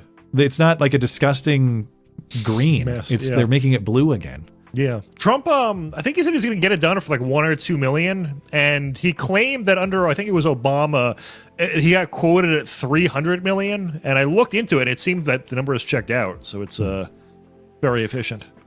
Well, that's good. Joshy boy, he's bald and he's highly regarded. It's the Matt and Matt show. Bingo. Which one of us is gay, Matt? Are you gay, Matt? And we're both gay, Matt. Despite being married men with children, we're both gay. Matt. Rough. Newbie of Death review. If the shooter was a time traveler, why didn't he travel back to the date Trump was assassinated? I've seen the time travel thing. There's like a bunch of, as always, there's a bunch of crazy theories about this guy. I don't even say crazy dismissively, all right? I haven't looked into them. But you know how it is when this stuff happens and people connect all these weird pieces of evidence? They're saying that he had a connection to NASA. He did like some kind of internship or something. Well, there's a time-traveling Twitter account. I saw the tweet, the one you're referring to, where it's just his only tweet is the shooter's name. Yeah. And I checked to see, like, could he have edited the comment? And I think you need Twitter Premium to edit a comment. So I think it's original. And then I searched Wayback Machine, but it was crashing when I searched, so I couldn't see, like, did the tweet ever say something different than what it had today? So I don't know what to make of that. But someone pointed out, if you go on Google Trends and search that name, like, it's a name that appears hundreds of times a year in literature. It is a pretty common, so it's a common name. Yeah. Aaron, our DC traveler, thank you, newbie, also says, an amazing experience I highly recommend for anyone, not just going to DC, but volunteering as a guardian on an honor flight. Okay, so maybe that was the circumstance. I'm sorry if I butchered the circumstance of the flight, Aaron. The specific description escapes me, but hey, man, that sounds like a really cool trip, and I'm glad you got it. And all the best to you and yours. Okay, I'm going to grab a couple more on YouTube here, and then we'll move over to Rumble because I want to get to Gavin in timely fashion here. Esoterica Unbound. Having been a fan of rock music for nearly 6 decades now, it's disturbing how passable the AI slop version can be. It's not just that it sounds legitimate. As I've been amazed with the different submissions, the stylistic capabilities too. It's I haven't heard the rap yet, but we got like kind of this harder rock. We got like this funky style. We got stuff that sounds more pop-like. We got stuff that sounds a little older, maybe. It's covering a wide range of at least rock music, and I'm pretty impressed with the capabilities. Although what it presents as useful for joke songs, it also threatens for musicians who make a serious product. And I just wonder to what extent, like, will AI music replace real music? Are we going to do that? The next big musicians will be people who come up with the most creative AI prompts. Yeah. And that's true probably for a lot of things. Movies, shows, all that kind of stuff. Podcasts. Yeah. I gotta think ahead. Speaking of planning ahead, like the USAID workers, I gotta plan for the robot war and make sure my family is protected because my income will be severed. VV said, isn't SE Cup the same bee that blatantly claimed that Trump called for the assassinations of Democrats? That's right. You can't say assassination, I think. So it's buttonation. Even the other guests were like, okay, or WTF. Blatantly claimed that Trump called for assassinations. I don't remember her saying that, but maybe she did. Like, I'm Trump looking for it. I believe him. I don't see it. I'm going to move over to Rumble here. Newbie of Death, if you read this... You are gay, LMAO. Thank you, newbie. Yakko. The usual suspects who want to kill Trump are saying the assassination attempt was fake, but at the same time lamenting that it wasn't successful. Those with TDS are unable and unwilling to hide it. Yeah, there's a lot of contradiction going on right now. Ninja Kitty Bonks. The kitty mistakenly deleted Injured Guardian's super chat. So that's what happened, I guess, on Wednesday night. Sorry about that. Here's replacement duct tape stipend for Matt's refunded amount. Will rant again later for my penalty stroke for out of bounds. Well, Injured Guardian is a very nice person, and I didn't receive any kind of complaint about that. Though it's a good time to remind everybody, if we don't get to your super chat, if I miss it, if Kitty deletes it, you can always email me, and I'm happy to refund you for your super chat. So don't. It's rare, but every once in a while, people go full rage mode about a super chat. Assume it was a mistake, and I will happily make the mistake. I will correct it for you. We'll get it taken care of. Thank you, Kitty. And lastly on Rumble, Burn Bridges Brightly, thank you for the shout out. I'm happy to be a part of the MC Club. Well, thank you. I don't know how much time it takes to make these AI songs, whether it takes 5 seconds or whether you guys actually spend an hour on it or something. I don't know, but I appreciate the value contributed to the show because they're great. I love having this little joke meme ender for at least the Wednesday show, or maybe I'll do something more with it. But it's nice to have these little pieces of the show that are kind of uniquely ours. So thank you for that. Okay. Anything to say before the Gavin segment here? It's very funny, which people will see for themselves. I hope so. I'll have to just circle back with you. Appreciate all our super chatters. Just to catch people up on the SPLC stuff really quick before I get into it. Of course, this week, news broke of this indictment from the Justice Department. They charged the Southern Poverty Law Center for allegedly defrauding their donors by paying the very hate groups they're supposedly fighting. DOJ is accusing the SPLC of over $3 million, paying over $3 million to at least 8 hate group members over the last decade. And the SPLC is saying this is all normal operations, using these guys as informants. This is how they spy on these hate groups. I bring this up because we're not going to talk about the specifics of the indictment tonight, and we really don't get into those specifics with Gavin either. If you want to hear talk about the specifics of the indictment, I refer you to Wednesday's stream when we discussed all of that at length. But with that, our guest tonight is Gavin McInnes. Gavin is host of Get Off My Lawn at Compound Censored. He is the founder of the Proud Boys as well. He's also suing the SPLC for defamation. So we talk about this indictment, the rest of his SPLC stories. Segment's about 32 minutes. We'll see you on the other side. Stand back and stand by. Stand back and stand by.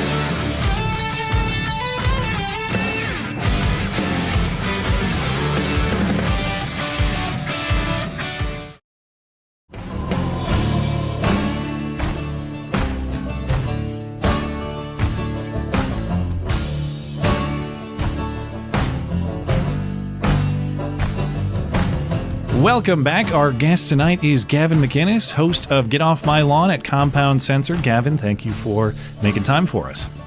Hey, sorry to burst your bubble, but my brother is unavailable. I don't know what he's doing. I think he's drinking. He thinks this is a huge success for him, this SPLC shit. So he had me come in here, and I'm going to school you guys on what's really going on. My name's Miles McInnes. My mistake. You look just like your brother, so I'm sorry for the confusion. Yeah. Well, fraternal twins who look alike. Gavin, of course, has a long history with the Southern Poverty Law Center, and I understand has an active lawsuit against them currently. Before we get into all of that, I want to hear about Gavin's response to the Justice Department indictment. The SPLC accused of defrauding their donors by supporting leaders of hate groups. Gavin's response. My brother was dancing in the streets, which is probably why he's not here right now. And he was basically like, "Oh, this is such a huge victory because I've been vindicated, and I told you guys that the SPLC were corrupt." But his case was that they called him a Nazi way too many times, and that's really got nothing to do with funding. So I don't know what he's so excited about. Well, let's go to the start of the history with your brother Gavin and the Southern Poverty Law Center. How did the conflict initiate? How did you two first come into contact, or those two first come into contact? I don't feel like doing this anymore. All right, good. Okay, let's wait. Thanks. I was confusing myself here. Thank you for relieving me. Welcome back. there's a reason that I canceled Miles. Is just like making fun of liberals at this point. Like Miles had the courage of his convictions, and he would argue with people. And I've talked to liberals today, and they're like, "You need to talk to our spokesperson." So they're not interesting enough to parody. So we were just talking about this with the Zach Reel, one of the exonerated five, the Proud Boys. I don't call the Central Park Five the exonerated five anymore. It's the Proud Boys. And shit just exploded in 2018. I think it's because they realized that Antifa was giving the left a bad name and they needed violence from the right. So the Proud Boys went from a benign drinking club in their minds, or in the general perception, to a violent white supremacist hate group. And obviously that's never been true, but with enough media support, it can be true. And so in 2018, around October, the midterms were in November of that year, everything just, someone somewhere just went click and flicked a switch. And I was an enemy. I was a Nazi. The Proud Boys were not just evil. They were sent to jail for fighting Antifa. Max Hare and John Kinsman got 4 years. And I think it was all about the midterms that year. And I think it helped. It was a good strategy. Yeah. Not to go off topic at all, but what was your reaction live when you heard the stand back and stand by comment on that debate with Biden? We were filming it, actually. We were live streaming it, and I go, did I just hear that right? Now, any sane adult knows that he was trying to say stand down. Yes. But the three of us know when you're on camera, you'll forget things like they could see which way the wind was blowing. And you mess. I don't know what it is, but doing basic math, colloquialisms, and people's names. You're like Matt Palumbo. Like names just escape you for some reason. Yeah. And colloquialisms I actually have names and colloquialisms written on my wall at my studio because I forget them so often. And then the cameras go off and you remember everything. So he's trying to say stand down. And he even fucked up the word back. He was like, stand back, stand by. And we all know that's what it was. But the media seized on it. Proud Boys seized on it ironically and made T-shirts. But I knew what he was doing, and I guess I didn't realize that the left would even use that as a massive, a sledgehammer to bludgeon everyone to death. Yeah, and I know this indictment. I think there is a Proud Boys tie-in that we found out Jason Kessler was a Fed, and during the time of Unite the Right, a lot of people were noticing, well, I think he was an Obama guy. He was part of Occupy Wall Street. I think he had a black girlfriend at one point, and he was a very weird candidate for a far-rightist. And I know that he was trying to encourage you and the Proud Boys to join Unite the Right very aggressively. So, and if you wanted to speak on that. Yeah, here's the problem with all this Fed stuff. Can I am I still audible if I put it down? You probably got to stay tighter on the mic. Yeah, we kind of lose you. All right. Now I'm going off Jason Kessler being a Fed. Like I just realized today he wrote for VDare forever. That's kind of a lot of work for a Fed to do. And this is so I was 95% yesterday. Now I'm like 5%. I don't know. This is the beauty of being a Fed. This is the beauty of the FBI. They're terrorists. Like, what is it? A terrorist Palestinians just leave a bomb somewhere, right? It's a dead bomb. Now all the Israelis in that neighborhood are shit scared every time they go out. Or you have one friend like Matt Palumbo, and then you find out he's a Fed. Now for the rest of your social life, you're like, I trust you. You seem like a cool guy, but so was Matt. And that's them winning. See, now you're scared and you're paranoid and they don't have to show up for work. So I was just saying in another interview, my new philosophy is like, be dubious, right? Keep it in the back of your mind.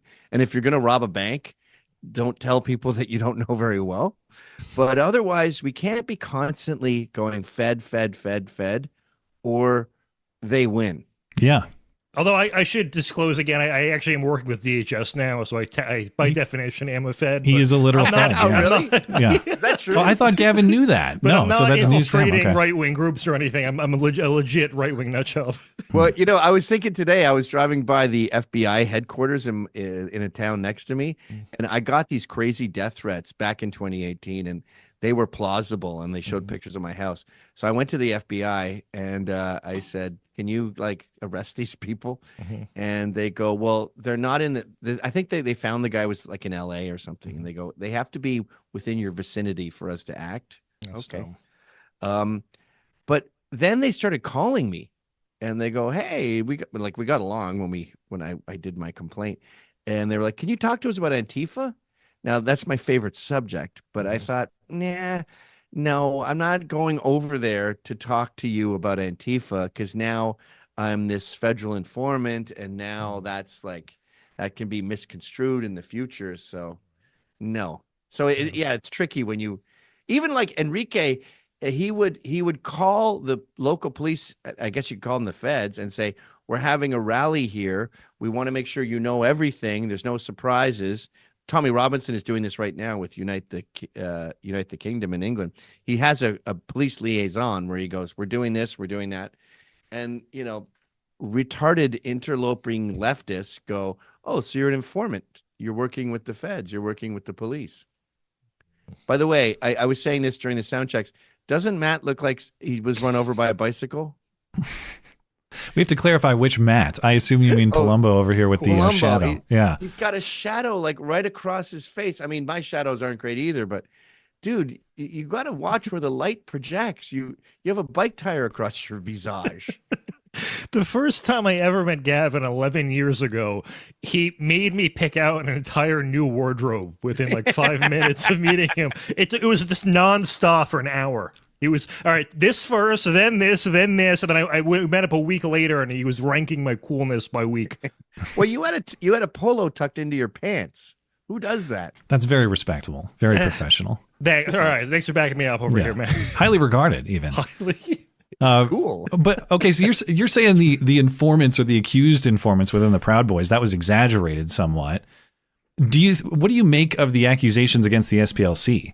Do you think that these so-called fraudulent is it fraud, or is it just them doing the same thing, trying to spy on the organization? The leftist argument, besides the fact that the Miles argument would be, this is Trump, and what he's doing is he hates groups that monitor hate, so he's trying to shut them down because he's all about hate. That's their angle, which is insane.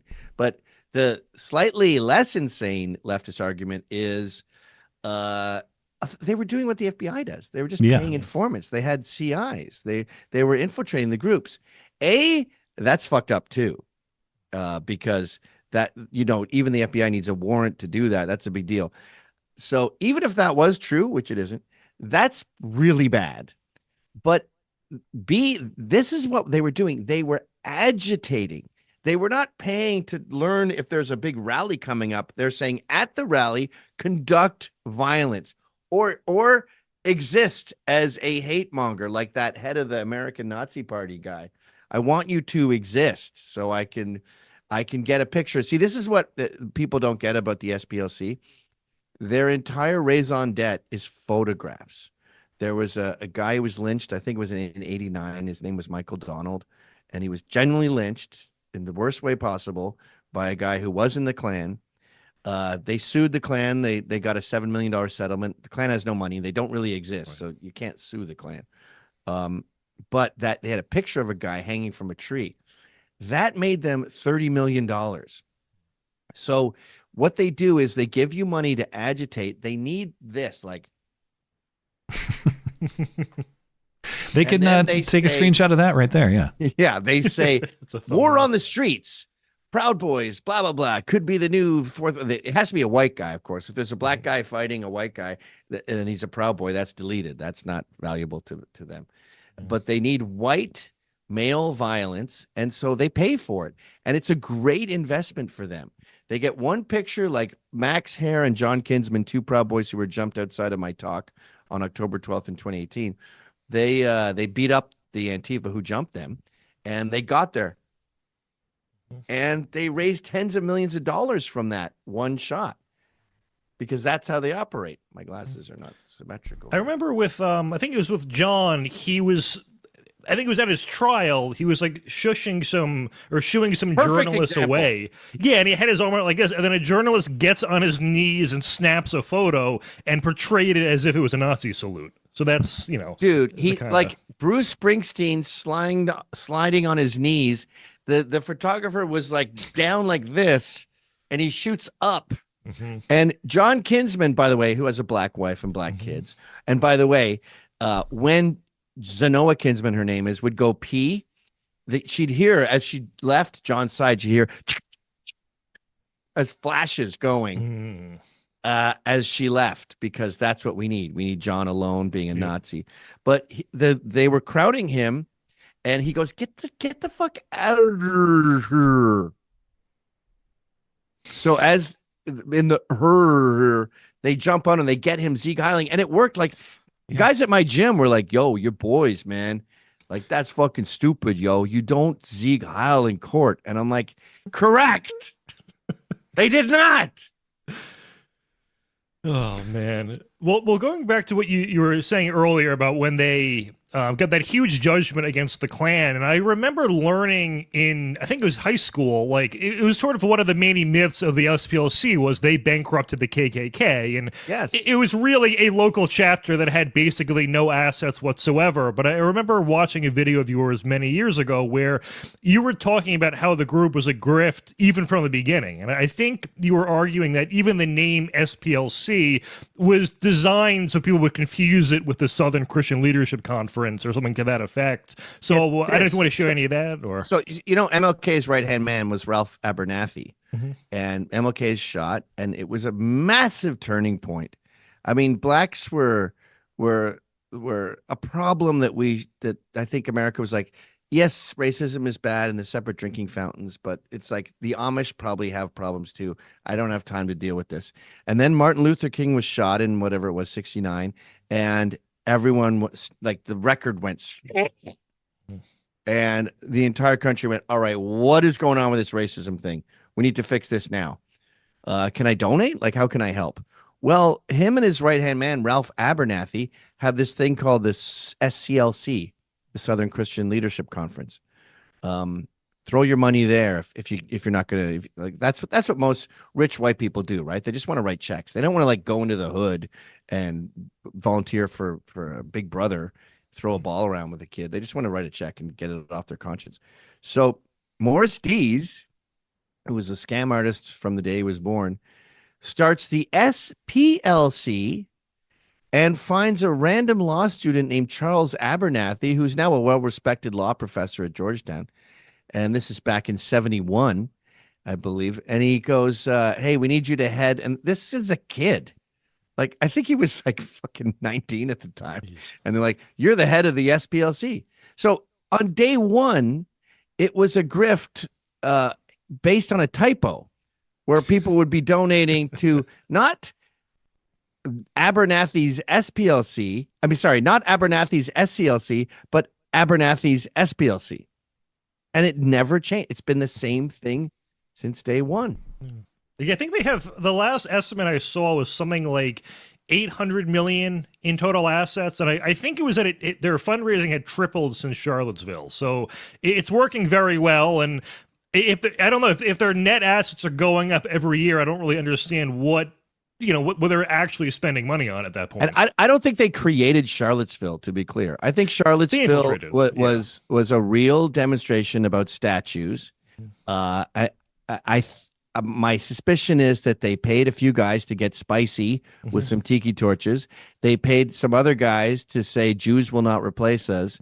And they got their photograph where they claim veins are Biden about 100 times said, you've seen the photographs holding tiki torches, veins bulging. Like, his veins weren't bulging, by the way, if you zoom in on his neck. That one picture, which let's say it cost them 160 grand, it's made like $15 million. And here's another thing I keep pushing is it's an affinity scheme. It's a Jewish thing. Don't panic. I'm not going to get you YouTube striked. So the SPLC is it's probably like 15% Jewish. It's not really that Jewy, but they prey upon old Jews who were like 70, right? So they were babies when World War II ended. So they hear from their parents these horrific stories about the Holocaust and Auschwitz. So they're traumatized, and their biggest fear is World War III, but Nazis. So they're not scared of blacks and the refugees that want to kill them, and they're not even scared of the Columbia students that say from the river to the sea. They're scared of me. Meanwhile, I'm not even that interested in them, right? So these SPLC, the ADL, of course, is much worse. And they go up to Jews and they say, there's a new Reich coming, and it's going to get you just like it got your parents. And these retired boomers, you know, they've already paid for their kids, and they're signing their kids' inheritance away to the SPLC. And you say 800 million, that's not including their offshore accounts. They have $1 billion. And the way they do it is with pictures of Michael Donald lynched, with pictures of a tiki torch. That's how they make their money. And this was Bernie Madoff. Bernie Madoff preyed on Jews. He was Jewish himself. And they were like, oh, we can trust him. He's got a good scheme going. The interest is whatever Bernie Madoff's interest was, right? It was like 20% or something. I forget what it was, but it's a Jewish scam. So the SPLC are the real anti-Semites, is what you're saying? Well, they're just ruthless. I mean, they're not even immoral; they're amoral. And clearly opportunistic, it seems. I mean, your explanation makes perfect sense that this is just a way to make money and sustain the organization. If old black people were incredibly wealthy because they got into finance, then the SPLC would be all about they're going to have you back in chains. And they would go to rich old blacks and they'd say, you know, slavery's just around the corner. And you think it was bad 400 years ago. And they'd find a picture of a guy with a chain and a black. And they'd pay that guy $70,000 to bring a chain to a rally and wave it at a black guy. But old blacks don't have money, so that they don't get this amoral treatment. You sound like you're trying to get the SPLC to sue you again for defamation. What's going on with the? He's suing you're suing me, motherfucker. A counter lawsuit, I should say, a revenge lawsuit. But what's the status with your lawsuit? I know it's what, like, been sitting still for 6 years or something. So thanks to Steven Crowder, God bless his cotton socks, my fundraiser got up to $250,000. We're about $280,000 down now, so that's $30,000 out of my wallet. And what it is it's we file it, they dismiss it. The judge goes, "I'll accept this dismissal, but I'll give them a chance to refile." Okay, and they can just change the part that you don't like. Might be boring law minutia. Everyone gets like Lenny Bruce when they talk about their own trials, so forgive me if this bores you. But when we made the first charge, the ADL got involved and they said, actually, we totally agree that this should be dismissed. And even the left-wing judge, there's 5 judges in Alabama, and one of them is left-wing, and that's who we always get, this black dude. And even he goes, who are you? Like, what are you doing here? Like, it would be like if someone appeared in this office right now and grabbed my mic and go, that's actually a great question, and I'm glad you asked, Gavin, that. Like, what are you doing here? It's unprecedented that you weigh in on this dismissal. But we file a tortious interference is our charge. They dismiss. We come back with a new, revamped thing. It's dismissed. We come back with it. And, normally a judge will say it's been dismissed. You can't come back. But the judge always leaves a window for us to reapply. I'm not exactly sure why. But Ron Coleman, my lawyer, he put out a big thread that shows you the breakdown of all this. But it's modern American law. It's very tedious and ineffective. What's the heart of the claim? I understand it's a defamation lawsuit, but what did they say about you that is the defamation or the defamatory statement? Well, it's all about what constitutes tortious interference, right? Like, say I'm a pool cleaner, and I can say we clean pools way better than the competition, and that's perfectly legitimate. And I show them pictures of my pools, and my argument is you shouldn't go with them, go with us. If I say that this opposing pool company are pedophiles, and when they come to clean pools, they'll rape your children, we've left the world of free speech and normal competition, and we're getting into tortious levels of sabotage. And so my argument is, you didn't just, say rude things about me. You went above and beyond, destroyed my reputation, destroyed my family's reputation, cost me millions of dollars. But what are the things? What did they call you, or what did they say? Did they call you a pedophile? No, white supremacist. I founded a violent hate group. I'm a white nationalist. I'm a violent white nationalist that condones violence. I condone violence against liberals for no reason, just attack them. I condone violence and encourage my hate group to go and just beat up trannies randomly on the street. And here, that's actually an interesting example. So here's the truth. There was a Bernie Madoff rally and some MAGA guys showed up, and they were, the Antifa guys were horking loogies in the MAGA guys' faces. And then the guys were about to kill them, and they go, "I identify as a woman. You can't hit me. You can't hit me." And it sort of like confused the guys. They were kind of normie boomers who weren't used to beating people up. And so I said on my show, I was like, no, that's not a thing. I identify as a woman. You can't hit me back. No. If someone spits in your face, punch them back, punch a tranny, fuck them up. And they just clip the punch a tranny thing. And then the SPLC runs with that. So you're being willfully ignorant. Did you misspeak? You said a Bernie Madoff rally? That's exactly what I was wondering. Really? Sanders, yeah. Oh, sorry. Sanders. Yes, we love Bernie Madoff. We love Ponzi schemes. Yeah. Ponzi scheme? What Ponzi scheme? He's a good guy. Well, some people liked him. Bernie Madoff. Yeah. Okay. Sanders. Good. Well, I'm going to start. I've never thought of that. I'm going to be a pro Bernie Madoff guy. I'm going to be like, hey, they knew what they were getting into. Those returns were too insane. I mean, the market only gives you 5%. They're getting 15, 20%. Come on. Jews should know better. It's a little late for justice for Bernie. That Bernie, I'm afraid. But I'm going to have to burn all my Justice for Bernie t-shirts because they just came in. Yeah.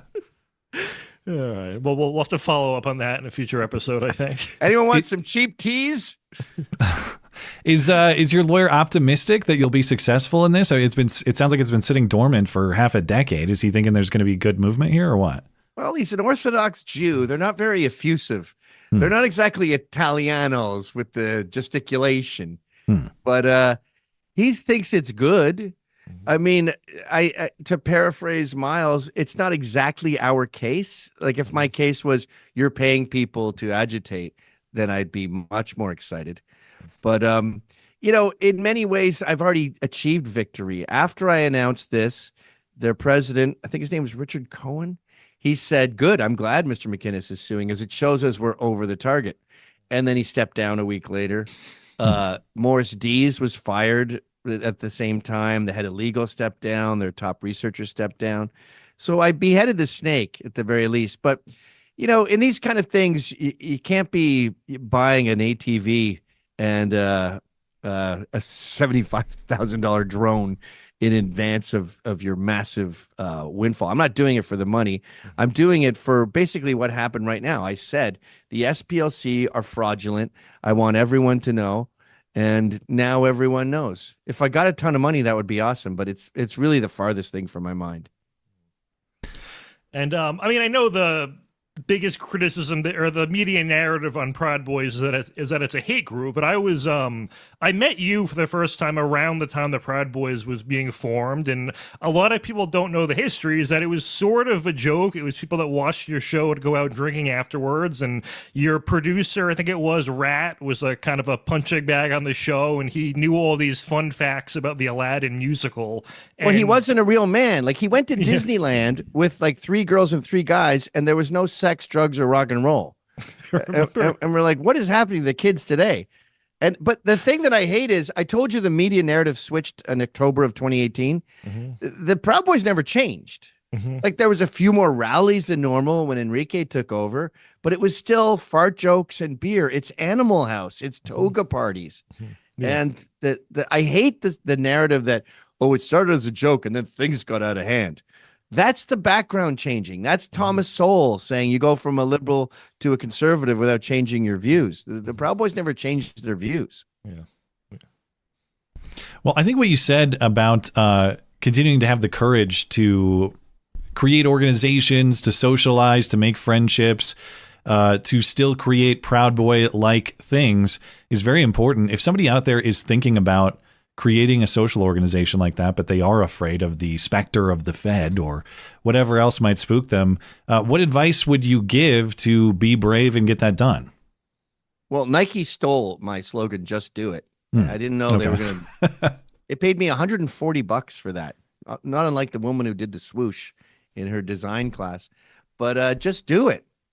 I mean, the Proud Boys didn't become a 5,000 person global event with events in Portugal and Germany and New Zealand because I'm so incredibly charming. It was like when I used to sell pot in college, I didn't have to advertise. Word got out that I had weed, and the supply, was less than the demand. There is a massive demand for men's clubs. There always has been. And as I've said a million times, they were ubiquitous from the Industrial Revolution right up until the 80s when Gloria Steinem decided men can't congregate. So they went to strip clubs where, there's women there, but there's no ladies. And they helped. Feminists really was a boon to the strip club world. But men love not pulling out a chair, telling incredibly offensive jokes. Like, here's an example. I was with my buddy Bill, and he brought his wife to the bar, which, can be problematic. And we were talking about some hot chick that was on TV on the screens during a commercial for a Mets game. And I go, I would kill my entire family on Christmas morning just to smell her ass. Now, that's not literally true. I would never even hurt my family. But what you're doing is you're exaggerating your attraction to this lady. And like a woman, his wife heard that and she was like, oh my God. Like, we don't want to have to, censor our jokes. And so these men's clubs get together. And remember, there's actually a great episode of Three's Company, which is, One Day at a Time, which is before your time. But there was this guy, the super for these women. I think his name was Frankenfurter or something, Schnitzel. I forget his name. But there's a great clip on that show in 1985 where he's on the news. And they go, oh, Schneider is his name. They go, Schneider was on TV. Schneider was on TV. So they all sit around to watch Schneider on TV. And it was the local news. And they said to Schneider, they go, we've got a question. So do you think that men's clubs are dying? And he's like, what are you talking about? I got a meeting with the water buffaloes tonight. It's BYOC. Bring your own clams. And then everyone laughs and blah, blah, blah. But it was a cultural moment that they put in that sitcom because men's clubs were dying. I mean, I'm a member of the Knights of Columbus. I'm the young buck there at 55 years old. Everyone's 70. I'm the handsome guy with hair at my Knights of Columbus. I mean, and when I say, look at this. This is a handsome guy. And there's the Masons. They mostly go to old folks' homes and hold old ladies' hands. The clubs had been eradicated. It was for geriatrics. So when I, threw the Proud Boys hat into the ring, it fucking exploded because this has been, we've all been dying of thirst. Men need to celebrate their toxic masculinity and stop apologizing for creating the modern world. The Western man is the greatest gift to civilization in the history of civilization. Look at everything around us right now. From my Sex Pistols t-shirt collection to this microphone to the technology we're using, even the whole, concept of the way that we're laying out this show. This is all Western man. And these, young men today, we're taught from kindergarten to college, especially college, that we're the worst thing that ever happened to civilization. So when you suggest the truth, it just explodes. Well, that's our guest, Gavin McInnes. Find his show, Get Off My Lawn, at Compound Censored, linked in the description. Follow him on X as well, at Gavin_McInnes. Gavin, is there anything else you'd like to promote?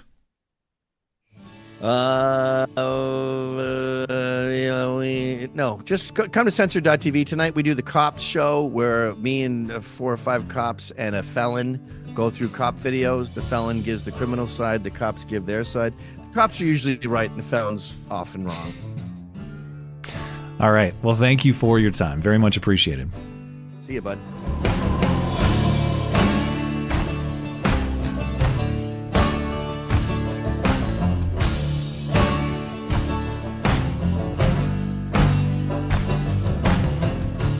Stand back and stand by.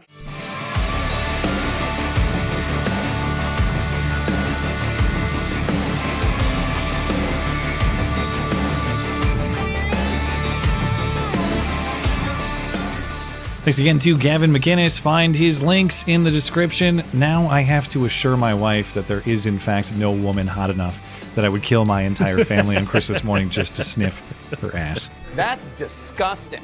It's a hell of a line, man. Good interview. This is why fraternal groups are important. So such jokes can be made uninterrupted by female offendedness. Anyway, appreciate Gavin's time. Hopefully he'll be back sometime soon. Do you have anything else you wanted to say about the Gavin segment? But I have some more news on the shooter that I saw. Let's do shooting stuff. Okay. Yeah. The one thing I saw that I think is important to our discussion, I don't know that it changes the calculation, but there's a report emerging in the last couple hours, maybe while we're live here. Alleged Correspondents Dinner attacker used a staircase to bypass security. So hotel surveillance footage shows the suspect, Cole Allen, exiting his hotel room at the hotel with this shotgun, the handgun, and the knives. And then he allegedly used a stairwell to get around heavily monitored public areas of the hotel before arriving at the same level of the, is it foyer? Is that that's a weird word. I'm not confident. It might be another epitome moment. Anyway, he got to the ballroom area. So he did this by using the stairwells instead of the ways that most people were entering the event. But so maybe that explains how he was able to surprise them so abruptly. But I have more questions from this. I thought the whole point of security is like one prepare point for that. Yeah, you block off other potential areas of entry or access. So this report is supposed to add more information. I just have more questions now. Like, how is that?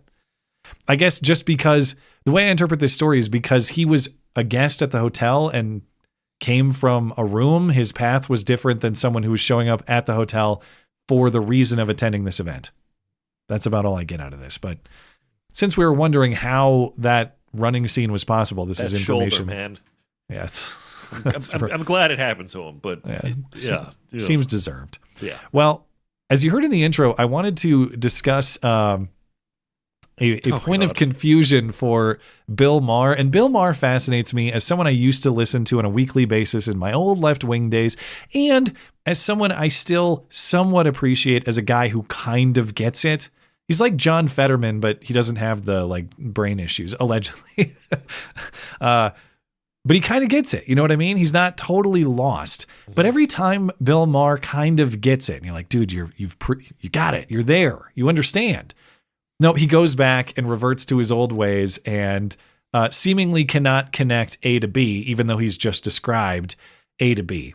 So if you watch Bill Maher's show forever, the whole closing premise is he does a bit called New Rules, where he makes funny observations about the world. And there's a new rule. We have to do this because of funny observation A, B, and C. And usually the whole thing is a bunch of jokes wrapped around a truth. They're punchlines, but he's getting at a serious point. Okay, so this last week, Friday night's New Rules was about someone has to explain to him the rules of the economy, but really what he's talking about is taxation and government spending. He doesn't understand how taxation is so high and it's producing such poor results for the poor, for the needy. And he, as part of this segment, asks, is our country really that corrupt? Yeah. Yes, see the USAID segment. Our country really is that corrupt. Someone has to explain the American economy to me. I still don't get it. Last week was tax day. I paid to the government, if you add in state tax, local sales, property, fees, Obamacare, probably almost 60% of what I earn. That's a lot. And I still wouldn't mind if Bernie Sanders would stop saying the rich don't pay taxes. The top 10% pay 72% of all federal income taxes, and the bottom half 3%. The Democratic Socialists talk about socialism like we don't already have a lot. Social Security, unemployment, Medicare, nutritional assistance, Medicaid, Obamacare, disability, housing subsidies. How can you be soaking the rich and failing the poor so badly? How can it be that the federal government alone took in over $5 trillion in taxes last year, and we still need that? Are we really this incompetent and corrupt? Don't answer that. Whatever it is, somehow the ultra-rich keep getting ultra-richer, while a growing percentage is feeling truly desperate. Are you fucking stupid? Okay.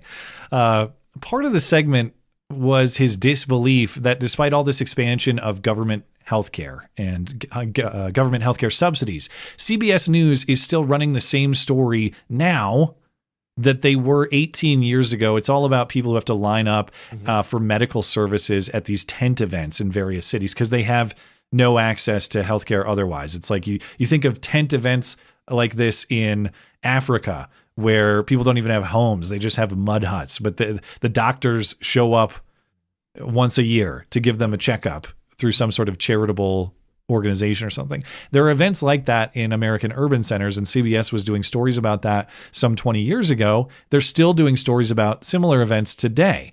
And Bill Maher is amazed. Well, look at Obamacare. Look at the expansions of Medicaid. We've expanded government healthcare spending in ways X, Y, and Z, and yet access to healthcare has not improved. In other words, he's bewildered at the point that government bucks have not produced meaningful improvement with healthcare access. Well, I mean, he's talking about California. There are clips of Gavin Newsom like every couple of years going back 20 years talking about cleaning up the homeless and how when he was mayor of San Francisco, they were going to get rid of homelessness. And if you chart the spending and the homelessness, they go up together.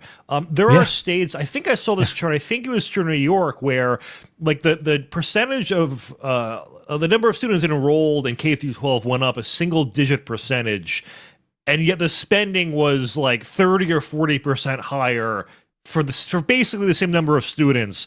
And that's the thing about bureaucracy is it just breeds more bureaucracy. You can hire more people to the government, and somehow it's just the same work gets subdivided by more people. Like it's just impossible to get anything done through government. And for the consumer, whether it's in the context of education or healthcare or any of these other areas where the Democrat Party, the political left, thinks if we just spend more money, it will solve the problem. The government itself can't create purchasing power for the consumer. If we all have 10 loaves of bread as an economy and everyone gets a dollar for free, yeah, they'll probably give that dollar for bread. If there are 10 loaves of bread in the economy and we give everyone $100 for free, they'll probably pay $100 for that loaf of bread. And so the price of bread goes up. It doesn't come down. It's the same effect in housing. Remember the Kamala Harris proposal? We're going to give first-time home buyers $20,000 for their down payment. Okay, the price just went up $20,000. Correct. They do this root cause analysis of everything where the root cause is always something else they want to spend a ton of money on. So like their solution to homelessness or crime will be, well, the root cause is poverty, so we need to spend a bunch of money in anti-poverty or a lack of education. And I'm always thinking like, okay, well, in El Salvador, they just went from being the most violent country to the safest. Did they spend money on redistribution or education or healthcare? No, they did none of those things. They spent it on the only proper government function, locking up criminals. Why did crime go down during the Great Depression? Like there's just all these questions they are not able to answer. But I bet it did. I bet that's true. Yeah, I don't think it was all types, but there are certain types. I know for a fact in New York City, when they had the epic reduction in crime in the 90s, the poverty rate actually went up during that time period. So like all of their correlations are backwards. I mean, the problem with homelessness is a lot of them are just on drugs. And they there are a lot of mentally ill / drug addicted ones where you can't just put them in a home and think that they'll trash the home. Oh, they'll love it. Yeah. No, they like project themselves onto homeless people and know like, well, if I was homeless, it would be because a string of really bad luck. Well, that's not the reality. If you and I lost our job, I wouldn't want to move back in with my parents, but it would be a last case scenario. And if that wasn't possible, I have a couch I can sleep on. I mean, obviously me being married with a kid complicates this, but let's suspend disbelief and go back a year. Like for most people have a support network they can rely on, and to completely exhaust it, you kind of have to be a little effed up in the head. And a lot of these homeless people too, I saw a video of some journalists telling people in San Francisco, like, we have all these programs that can help you. Like, do you want to use them? Literally, you just got to stop using drugs, and no one wants to. So what Bill Maher is talking about here, the same thing is true in every industry. It's not just healthcare. Dumping government money does not increase access to the product or the product's quality. Yeah. And all of that doesn't even touch the point that, like you were talking about with USAID, so much of it is just pure scam. Why isn't all my tax money actually helping needy people? Because there are 1 million government employees taking a scoop along that money's pathway. It is all a scam to make politicians and bureaucrats rich, or at least provide them with nice livelihoods they don't necessarily deserve in a fair market. It doesn't help the people it's supposed to help, at least purely, and that's why they always need more. It's never enough. We always need more. And I'm baffled to hear Bill say, I pay 60% of my money in all the various taxes and it produces no effect. And I would be fine with that if only Bernie Sanders would stop saying that I should pay more. Why are you fine with that? Why are you fine with paying 60% with virtually no positive effect? I know that it's kind of a tongue-in-cheek bit, but it's really not. You're simultaneously saying I pay most of my money and get no good result for it. That's not a fine thing. He also understated it because he said, we do $5 trillion in tax revenue. How is that not enough? If you look at federal spending, total government spending is about 40% of GDP. About half of that is the federal government. The other half is state and local governments. So it's even way more than $5 trillion we're taking in taxes. And if you asked me a few years ago, I would have said what I think is like at first glance, the obvious culprit, which is, well, it's defense and entitlements. That's such and such % of the budget. But ever since you see like those Nick Shirley exposés, the fraud in Minnesota alone that's estimated, it was something like $4,000 per household. Well, that's just your one entire type tax of fraud. liability, basically. Yeah, so that's just one type of fraud. So you multiply that. I mean, California has got to be worse. All these blue states have no antibodies to this kind of stuff. Yeah, and for people to be baffled that the government is not good at these things, private charity and private industry will always be better because they have accountability mechanisms. If a private business, even for profit, does not provide results for its customers, it's going to go out of business. If a private charity supported by donors does a bad job in its stated mission, they won't get donations anymore. There's accountability built in. In this case, the money just goes to these people to keep doing their crappy job, and we are all coerced into it. And Bill Maher, who's wise enough to see, hey, there's a bunch of money going to very little productivity and a lot of waste.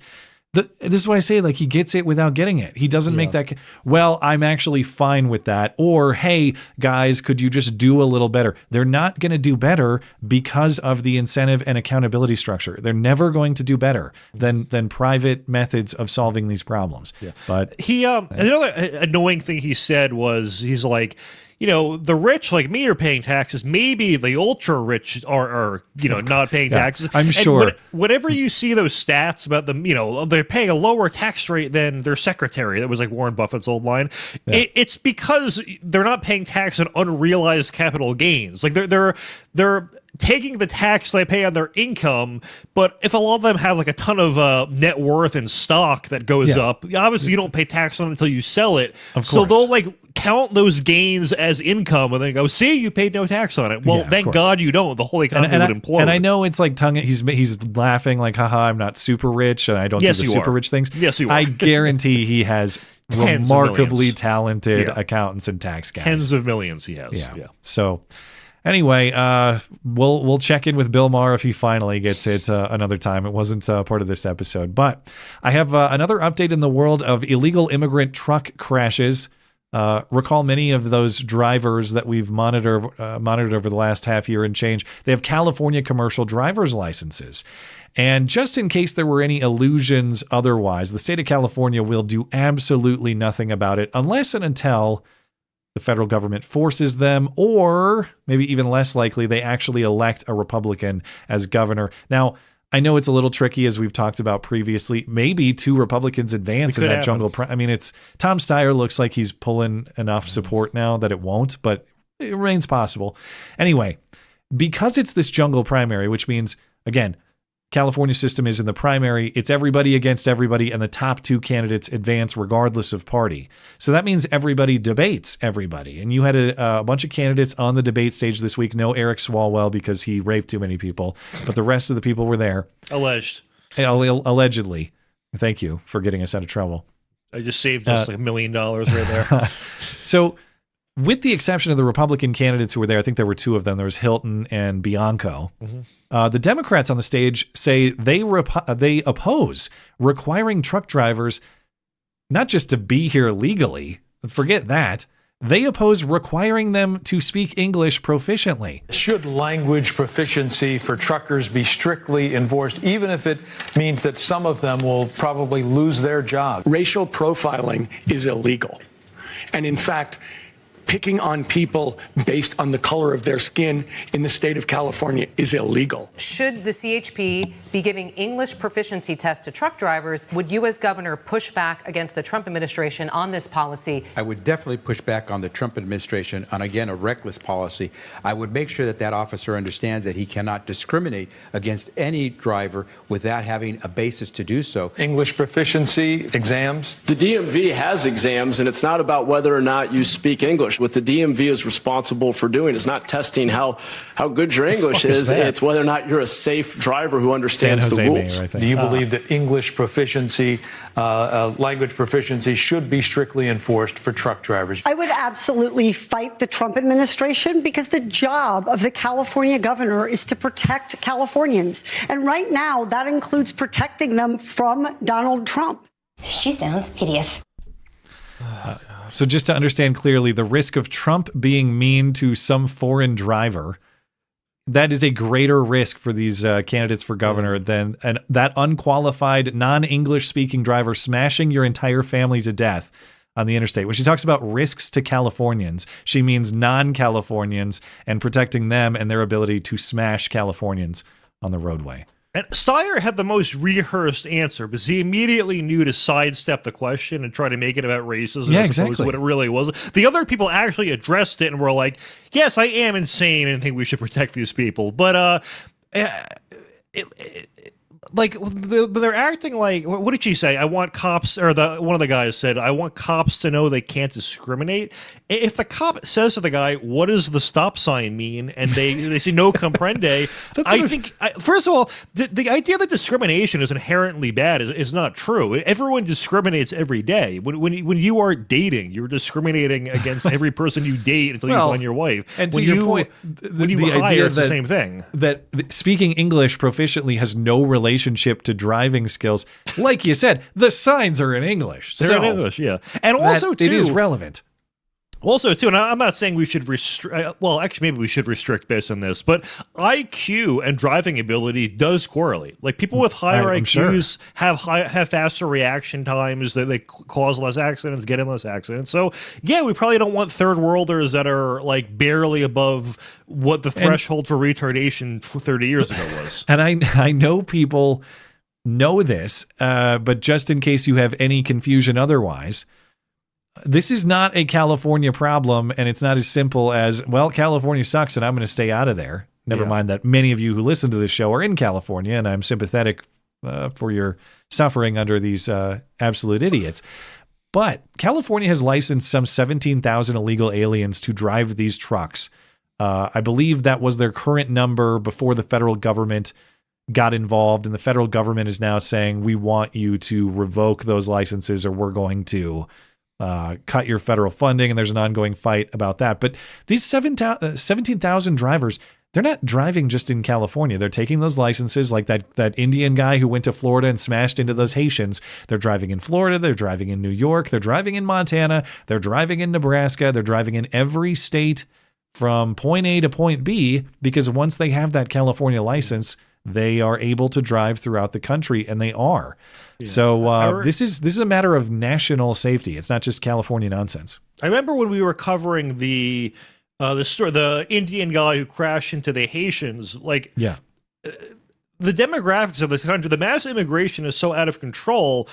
You could have a national tragedy where no Americans die. That basically was that. That is insanity.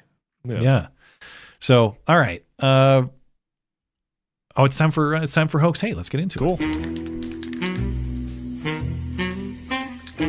And now the nobody saw it happen, but it's totally a product of Trump's America hoax hate crime of the week. Ah, shit, it's backwards. Oh, was he legit? You think they'll notice? Well, you be the judge. Right. I didn't read the story. So recall the supposed attack on Congresswoman Ilhan Omar at a Minneapolis town hall back in January. Anthony Kazmierczak, I'm going to call him Anthony K because I can't. Anthony Poland. Anthony Poland. That works. Yeah. He charged Ilhan Omar's podium while she was speaking and sprayed her with apple cider vinegar because he was very mad that she called on then DHS Secretary Kristi Noem to resign. And then Ilhan Omar stunningly and bravely fought back, and this guy was arrested. This was the moment to refresh your memory. DHS Secretary Kristi Noem must resign or face impeachment.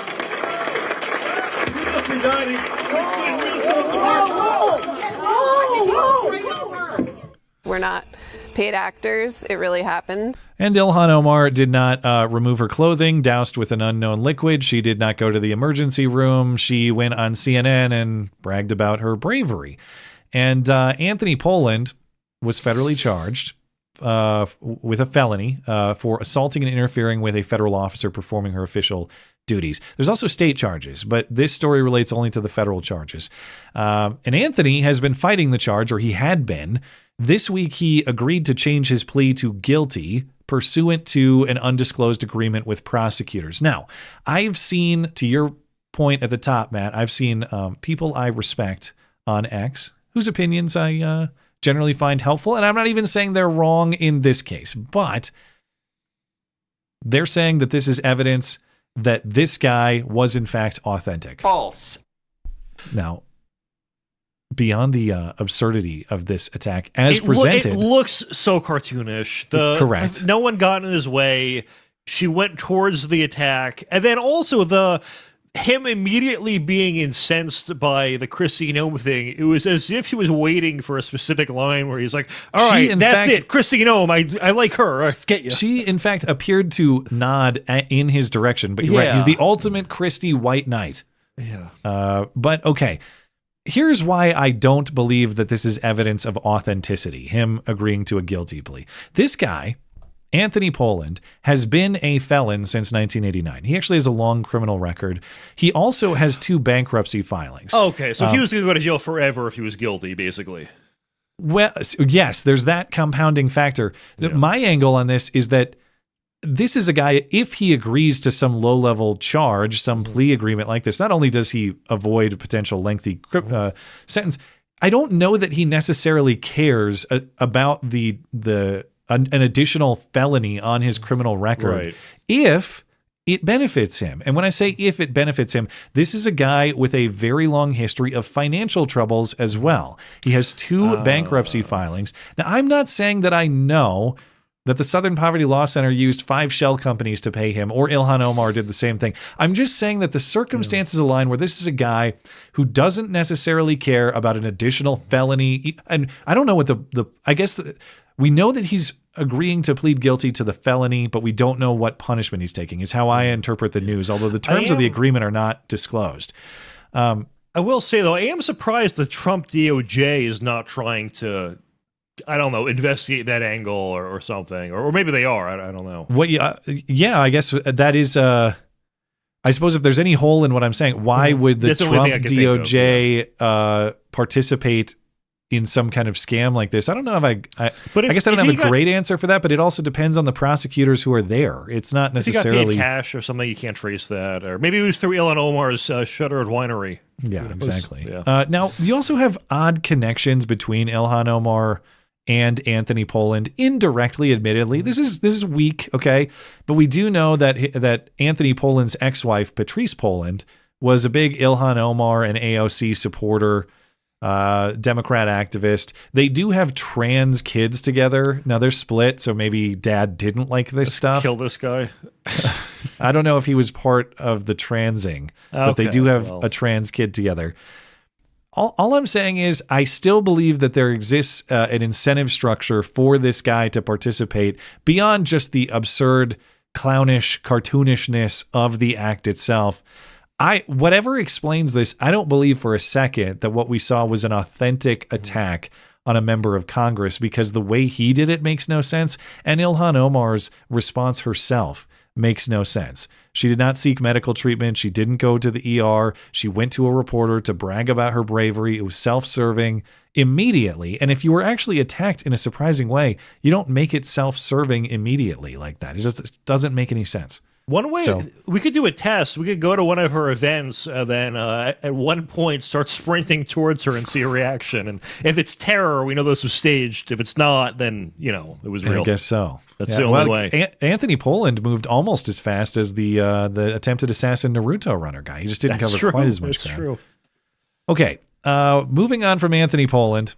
We have an unfortunate stomping episode in New York City. Now, in New York City, there are joggers, there are punchers, there are also stompers. And there's a big black square on this image because, of course, I can't even the still image. I'm not sure.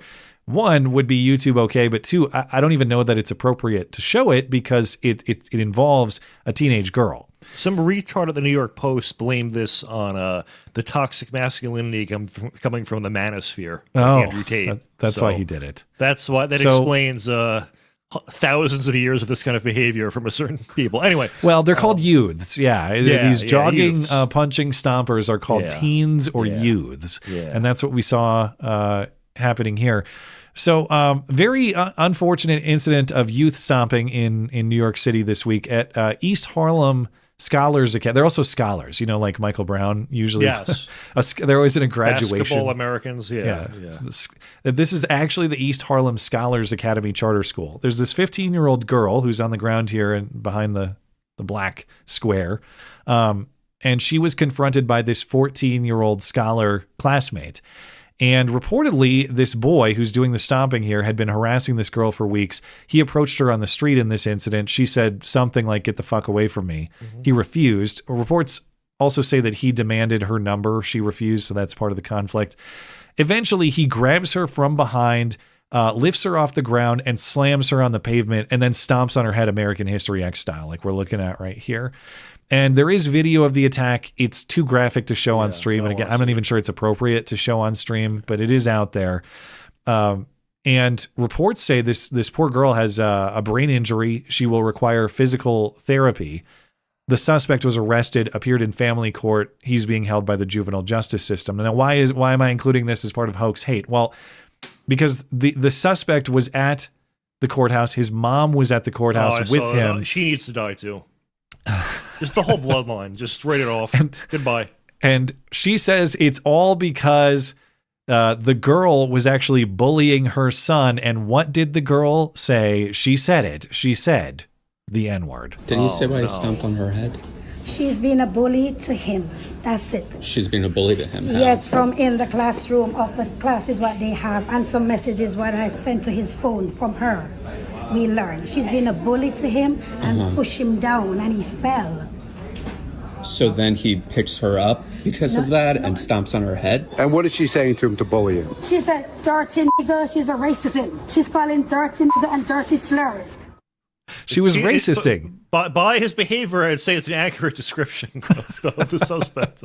If she was racisting, I understand. Yeah, I understand. If she was racisting, okay. I think probably 70. Probably what percentage of black people do you think it's acceptable to murder someone for saying the N-word, or at least would sympathize with someone who did it? It's probably at least 70 or 80%. I don't know. Is there reputable polling on the issue? Alaska Rasmussen reports to be on the stat.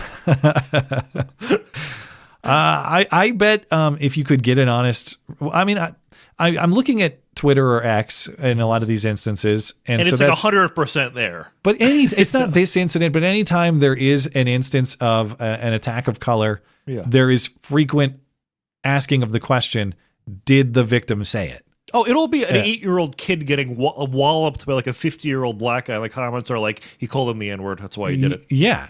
And whether it's true or not, the implication is exactly what you're saying, that what percent of people, if they saw a video before the stomping here of the girl saying, where's that one?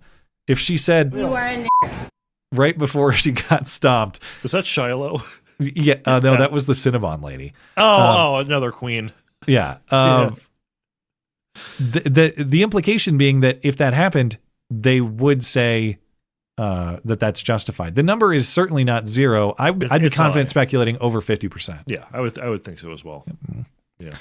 Well, if everyone would just stop, if the uttering of, if the racisting and the uttering of the N-word would stop, you'd see no more youth stompings. But until the N-word usage stops, the youth stompings will continue. So you know they're really bothered by the word because they never use it among themselves. I know. Yeah. Only respectfully, of course, if ever. Of course. It's an endearing term. Now, at Decatur High School outside Atlanta, students were creating chalk art for some reason, but this was a formal school function, chalk art.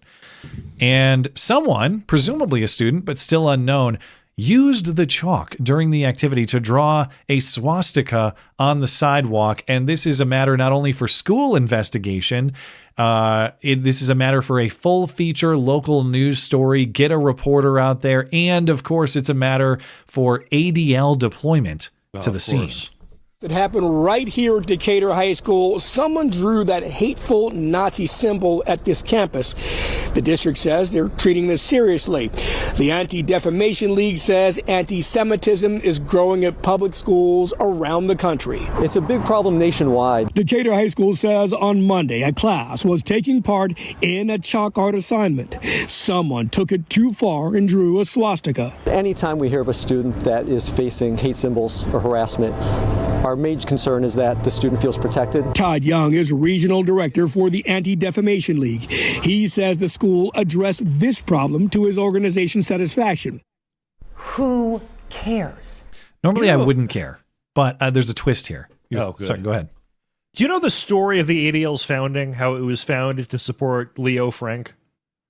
I don't know that I've heard the story. So he was a Jewish guy. He murdered a young Catholic girl. And he tried to blame the murder on a black guy and pitched this to the KKK. Like, did he say it? People say he did not. But he goes to the KKK and explains to them, like, they're trying to pin this murder on me. It was actually this black guy. The KKK didn't believe him. Like, that's the level of guilt that Leo Frank was guilty of that crime. Leo Frank ends up getting lynched and then gets made into a martyr, and the ADL was founded in his honor.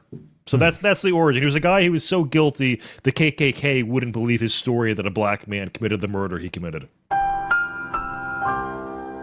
Anyway. Thank you for that bit of knowledge. History lesson. Okay. With the ADL, too, anti-Semitism is on the rise. It's every story in which they're consulted, anti-Semitism is on the rise. And how is that possible? We never reach apex anti-Semitism. It's always rising, but there never is a pinnacle. Never dropping. Now, is this a hoax? Probably. Like, it's either a joke by one of the students there or it was an outright fake.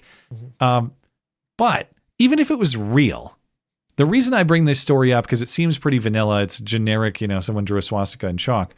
I was looking, as always, as is my standard practice when investigating hoax hate, I don't believe the description of it. I have to see it. Okay. Was the swastika backward? Did someone draw something that is not in fact a swastika, but it was just interpreted that way?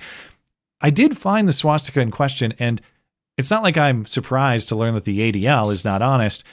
They are not honest about mitigating factors. Okay. The anti-Semitism is on the rise. I don't know that that's true in this case, because there is a mitigating factor. I went and I took a while, but I found a picture of the chalk swastika in question.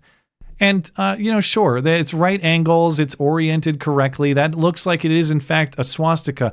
But what is that in the top left corner. Okay, that is a Star of David. Yay, Jews! So this particular display was not anti-Semitic inherently. It was at least 50% pro-Semitic, philo-Semitic. So they had to acknowledge, they did not say that someone chalked a Star of David right next to this swastika. Now, to be fair, I don't know which one came first. There's a peace sign, so it's actually 2-1 against the Nazis. And a heart. And a heart, 3-1, 3-on-1 action here. And maybe all the peace sign and the Star of David and the heart came in response to the swastika. I don't know the sequence, but if that's the case, why wouldn't you erase the swastika? That's what I was just going to say. Yeah, that makes no sense. Here's the thing. What's more likely here? That some secret Nazi put it there to scare people and because he wants to murder people? Or is it he just saw a Star of David and a peace sign and thought, I'm going to troll people because it's funny? That's the most what's more likely here? Explanation. Do we really think this is someone who is a National Socialist who knows all the intricacies of the ideology of Nazism? Probably not. It's probably some 16-year-old who we covered a story like this in California once, where it was a bunch of students who took photos of themselves where they like made their bodies look like a swastika. They laid down in the shape of a swastika. They were all Hispanic. It's like I think they got in trouble. That's half of these swastikas are drawn by people that Hitler would have killed. So if that is the case, if you're right that someone saw this hippie crap and they just responded trollingly with a swastika, then the ADL is being dishonest, because not only is this a fake, but this was originally, in its origin, this was a Yay Jews piece of sidewalk chalk. That's how it started. It did not start as a piece of Jew hate. It was explicitly Yay Jews in its message. Do you think, I can't tell from this, do you think the swastika and the Star of David are the same chalk color, or is the Star of David a little the Star looks yellow. Okay, all right, never mind then. The swastika looks white. Yes. Now, whoever did this, they took their time too, because look, I mean, it's like you got a square. Yes. Yeah, like you got a shop tool to make those those corners. They did them really well. Anyway, okay, we will leave it there, and we'll catch up with Super Chat. And then we'll call it a night. So let's see what our Super Chatters have said. Let me open that up. I'll start over on Rumble. I left off with Burn Bridges. Oh, Ninja Kitty Bonks. The Marxist morality video today, or yesterday's video, again exposes how well evil people... exposes just how evil people can be. It's still not as demonic as a guy who got caught seeking, quote, gender-affirming surgery, end quote, in Cuba for his son. I did see that story, and I probably should have found space for that in the show tonight. I just, there's so much going on, I didn't get into that one. But thank you for the kind words. I don't know if you caught that New York Times podcast episode. It's, that's something to listen to, man.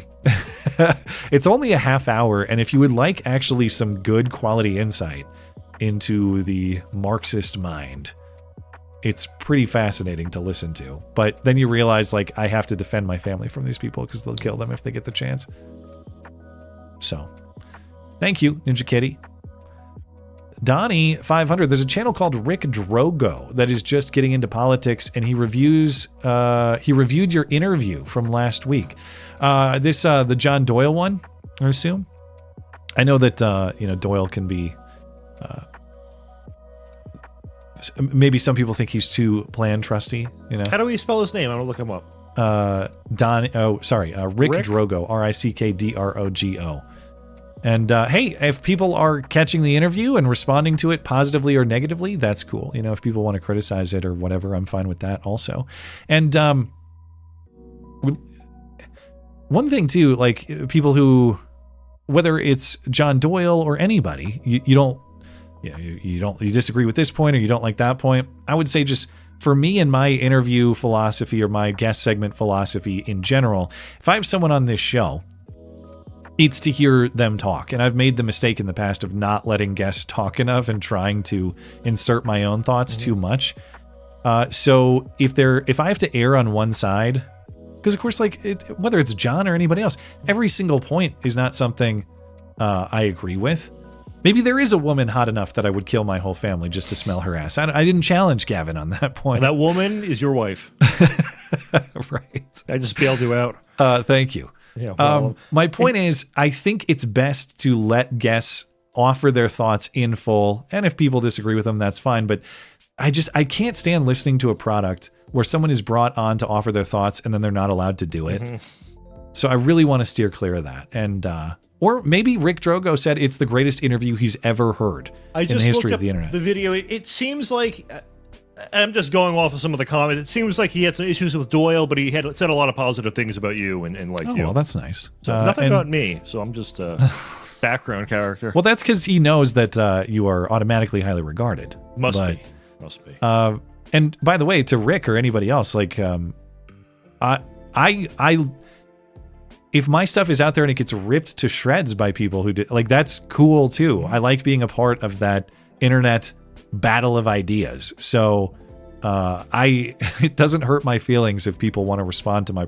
In fact, I'm glad that they do, because it means that it's being seen and it's influential for people. So that's cool. So Donnie, if you know Rick, that's a name I'm not familiar with, but send him my regards. Send him high regards on behalf of this show. In fact. Thank you, Donnie. Purpose of the age is Trump has something like 20 attempts on his life, not to mention the AIDS he dodged after sleeping with Stormy Daniels. Which he totally did. That's I do not believe his excuses there. At this point, he has more plot armor than a Marvel character. It is remarkable. And I know there's people think the Butler thing was fake and people think this is fake. No. You can't fake that. Dude, to believe that Butler was faked, I have to believe insane. that Corey's family was in on it and they're fine with it, and Trump was in on it and dodged the bullet just right. What's the conversation with the shooter? Like, all right, so clip his ear, then we're going to kill you. We're going to put one right between your eyes. Have a good day. Like, I mean, there's a lot of weird stuff about Butler, and the cleanup of the scene was weird, and the fact that we know so little about Crooks is weird. Don't get me wrong. I'm not mad at anyone asking questions. It's weird they lied that he was like a ghost, and then it turns out he had this huge... I mean, it was actually... I mean, I know Tucker has kind of gone nuts, but I think he's the one who revealed... No, I think that was legit. What was the name of the guy he was interacting with in the YouTube comment sections? Yeah, that was all. Yeah, it was good work from him. Yeah, I agree that was an important piece. By the way, purpose of the ages. First of all, thank you for supporting the show. I am not going to be niggardly. And second of all, that chat went through twice. So if you did not intend that, let me know, and I'll be happy to refund one of those chats for you, because those are very generous chats, and it went through twice. So I don't want you to get double billed if you didn't intend that. So thank you, purpose of the ages. Just send me an email if there was a mix-up. He also says this platform is glitchy. Keep my duplicate rant. Well, we love you. You're very special. Appreciate that. Thank you for keeping the duct tape rolling, man, and all the best to you and yours. Mac Grendel, thanks, Mats and chat. Mats is plural. You are thanked as well, Mr. Very Palumbo. highly regarded comment. All right. Producer Tim, motherfucker, I'm sick of these moronic journalists complaining that Trump hates the media. Journalists are supposed to hold those in power to account, which means being adversarial. If politicians don't hate you, you're a shit journalist. Well, that's true. Their norm is the Obama years, where they were all just making out with each other all the time. So, yeah, I mean, obviously they're not supposed to want each other dead, and the event is supposed to be a celebration of the First Amendment and an acknowledgement that even though the relationship is adversarial in its design and at its best, that they're all supposed to come together on the valuable principle that adversarial relationship represents. Now, I don't, as much as Trump rips the media, and many would say too much, like calling them the enemy of the people. No, they are. 100% are. I mean, or fake, all his bits, fake news, and all the things he's had through the years. I don't believe for a second that he wants them dead. As in, if he could push a button to kill them and get away with it, that he would push the button. I don't believe that. I definitely think that there are many prominent members of the media that would push the button to kill him and have him deleted if they could. The thing about Trump is he simultaneously hates the media, but also would love their approval if they did like him. Well, he said nice things about them after this event. You've all been very fair with your coverage. Thank you for handling the this. 5 minutes, yeah. Yeah, well, I think he was just sympathetic because it was obviously very terrifying. I mean, you look at Melania's reaction when the shots rang out. There's genuine terror in her face. Rightfully so. I mean, this woman has, Barron's their only kid, right? Yeah. I believe with those two. Yeah, I believe so. Yeah. So she has one son Presumably there aren't going to be more. Melania's an older woman. I don't know how that would be possible, but Al Pacino has figured out the magic of fatherhood in his elder years. I don't know. My point is, she has one son. The father of her son is constantly threatened. You just got through this over the last. You've seen what happened to Charlie Kirk. You had the event in Butler and other threats on Trump's life. You can just tell that there's a genuine terror and fear in her face, and I know we were talking about there's something routine about it, maybe to Trump. Trump didn't appear that freaked out, but she definitely was. She clearly was. Yeah, she was. And then it was interesting too, because we were just talking about him being nice to the media after that. The Asian reporter sitting near him, I don't know if you remember during COVID, they had this viral exchange where what was it? She was asking, why do you keep using why did you use the term Kung Flu? And he's like, I don't know, why don't you go ask China? And then she tried to make it a racism thing. Anyway, I guess the point I was trying to make is that Trump, he was probably nice to those reporters last night because I think he saw a lot of their terrorized stress himself and felt sympathetic with that, I assume. VV, the tech industry is hurting all around because of H-1B competition and the thousands of laid off tech workers swarming the job market because of the layoffs due to AI. Really sucks. I can imagine. Yeah. I mean, I was having a conversation earlier today with a friend who works in writing code and programming. He said, I still do the same job, but I just write AI prompts to write the code. And he's not a dishonest person, or he's not doing something wrong. It's just that it's so much more efficient for these people to write the code that way. And then the human with expertise, he checks the work. Yeah. But he was talking about how much it's changed his job in the last, X amount of years, the last half decade, whatever. So Godspeed, VV. All these technological advancements like AI are a double-edged sword in that way. They insofar as they allow us to be more productive as humans, that's great, but they do require a change in the work that we do on a daily basis. I joke about the robot war. I hope that's not what happens, obviously. I hope the machines do not actually replace us. They free us up to do other things, to be more productive. Mm-hmm. But there has to be an end, doesn't there? At some point, the robots are going to surpass us in capability. Yeah, I mean, the whole story of technological innovation is always jobs being, displaced or removed, and you want it to be as slow as possible, but also to allow progress. And then it does free up time. I mean, the example I would give is that when this country was founded, more than 90% of people worked in agriculture. Now it's a single-digit percentage. Well, do we have 80+% unemployment? Well, thank God, no. It was a very slow decline over 200 plus years. And people are now, the economy was able to absorb them, and now they're doing all these other things. So, you and I would not be doing this job right now. 250 years ago, we'd be on a farm somewhere. And, the fact that we could lose that job does not make us permanently unemployed. The concern I more have is the speed of it.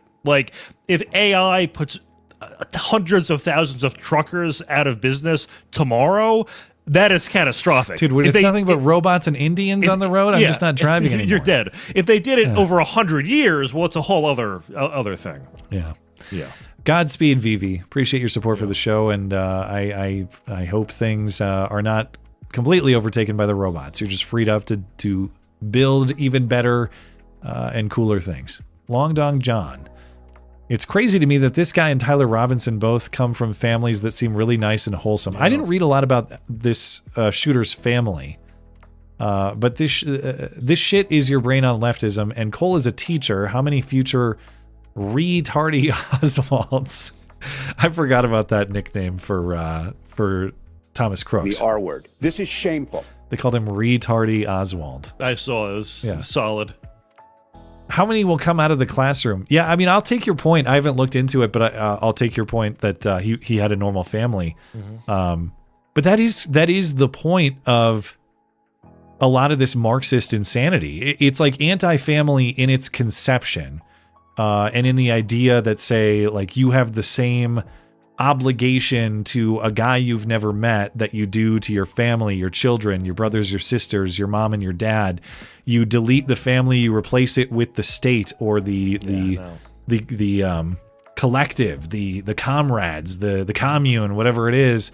And so even a stable family, assuming this guy had one, when you flip the proper value structure, it's not just that a stable family can be abandoned, it's that you're supposed to. I mean, how many people think that if their mom or dad or brother or sister are MAGA, red hat wearers, that they're supposed to be betrayed, outed, abandoned, maybe you call the cops on them or whatever. The political loyalty in the Marxist view is of superior importance, primary importance to family loyalty. And there's very little that's more destructive to society than collapsing that family unit. But that is the fundamental aim of the Marxist philosophy, and they're doing it. Tim asked, did you get his first chat? It's about the Secret Service. Let me see. He said this is before. Oh, I did miss it. You're right. Okay. Feel sorry for those Secret Service agents. They clearly have the worst luck. Of all the days that an assassination attempt would occur or could occur, it just so happened to fall on the same day as Bring Your Daughter to Work Day. I mean, what are the odds? Is that, I assume, is that a reference to the short lady with the gun? Was she at Bring Your Daughter to Work? Is that what we're getting at? I think so. I don't know. That's good. Thank you, Tim. In fact, did I miss a couple here? Sorry, you know what? I think I might have missed a few. I must have misread this. So thanks, Tim, for the heads up. William Steer. Indoctrinators from California should not be glazed with the title teacher. As far as I understand, too, he was I'll take your point on California teachers, but I think he was a tutor for like some private tutor company or something. I don't think he was a public school teacher, if I understand correctly. Thank you, William. Let's see. VV, we got the first one. VV also said the amount of waste on federal administration class is, or on the federal administrative class, is ridiculous. A lot of these people are so unbelievably useless or stupid. Feds are impossible to fire, and CTRs end up doing the bulk of the work. CTR is what, like some kind of manager or something? I don't know what the CTR stands for.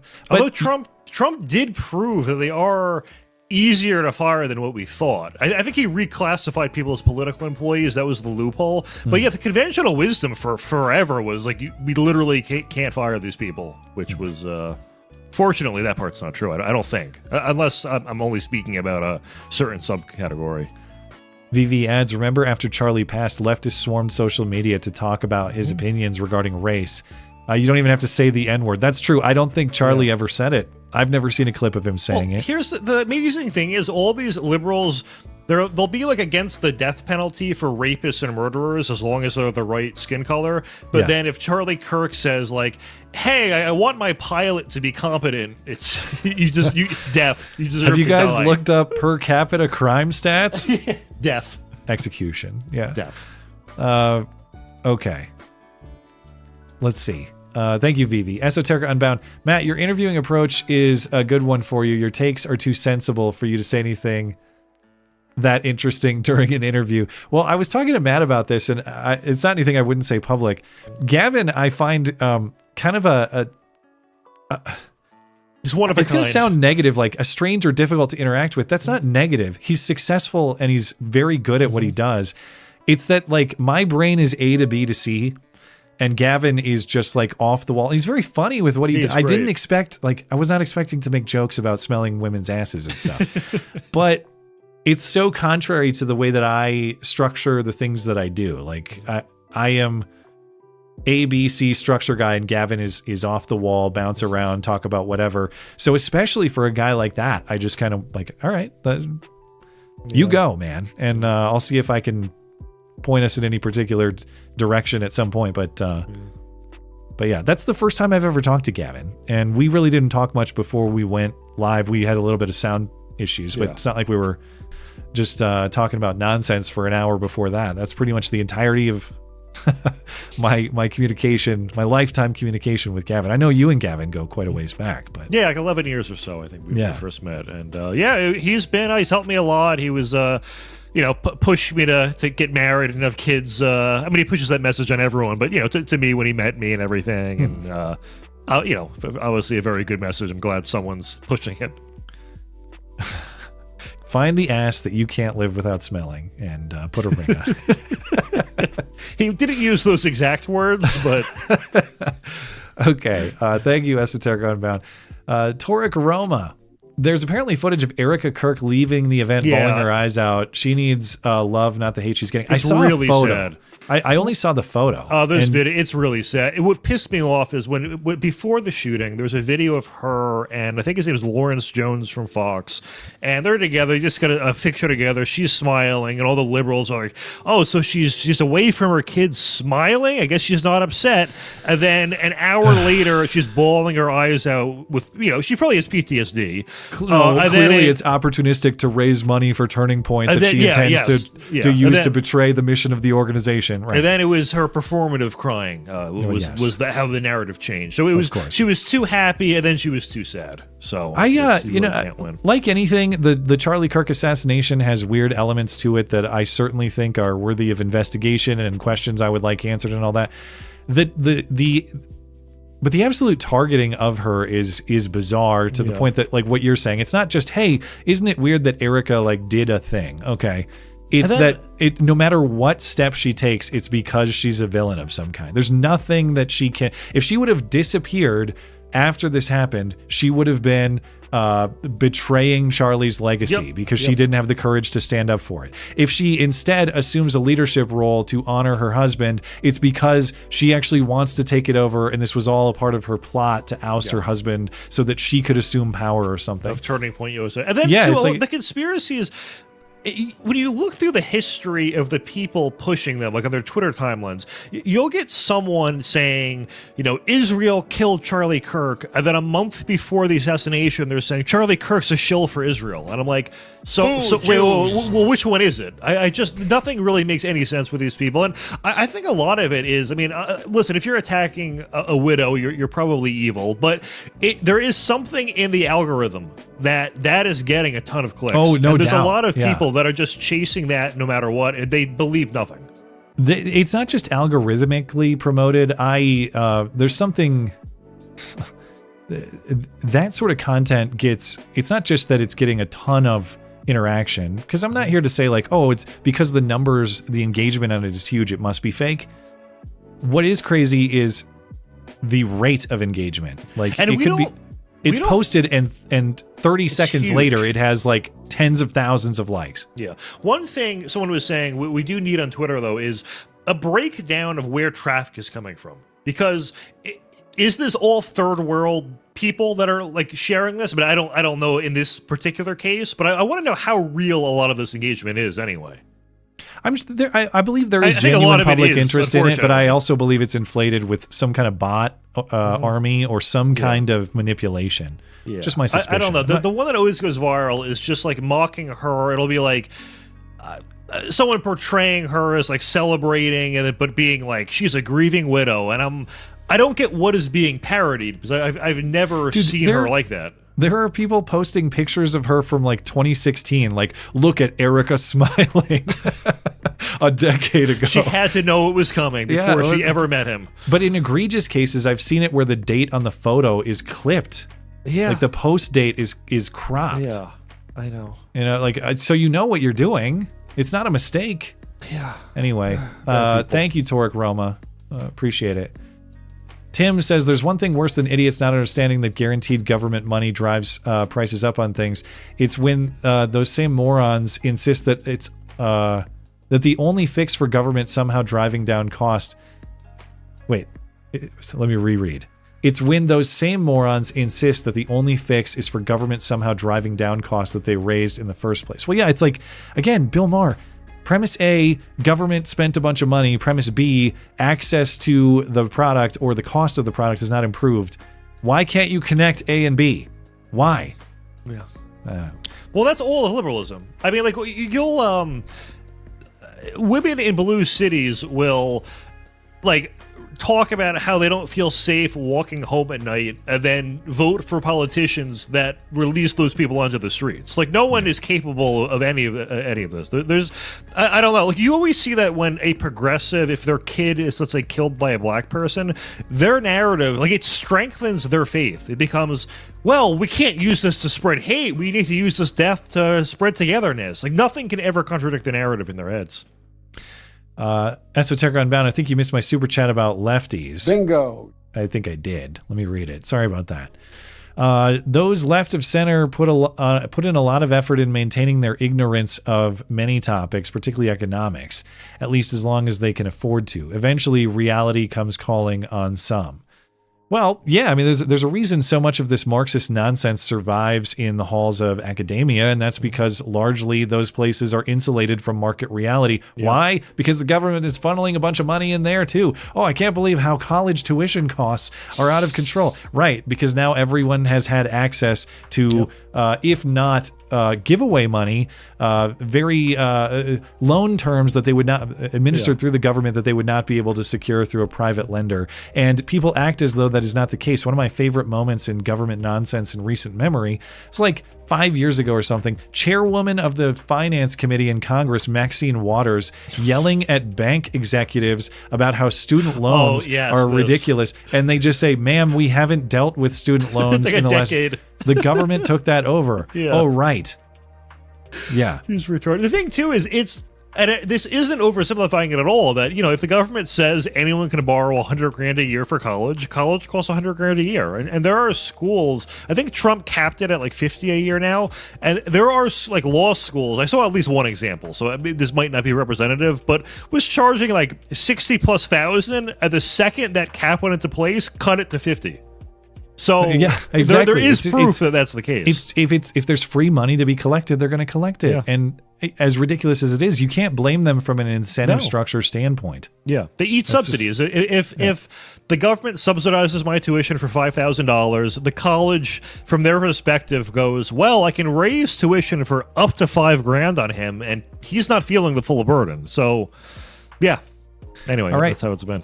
Well, that's all the chats for the evening. Let me give a quick refresh here, make sure I didn't miss any. Oh, you know, there's one more over on Rumble. Donnie says Rick Drogo is an up-and-coming... Oh, wait, no. That's the one I read earlier. So why did that get bumped to the top? I don't know. Rumble is very mysterious. Oh, wait, no, this is Donnie again. It's just the same topic.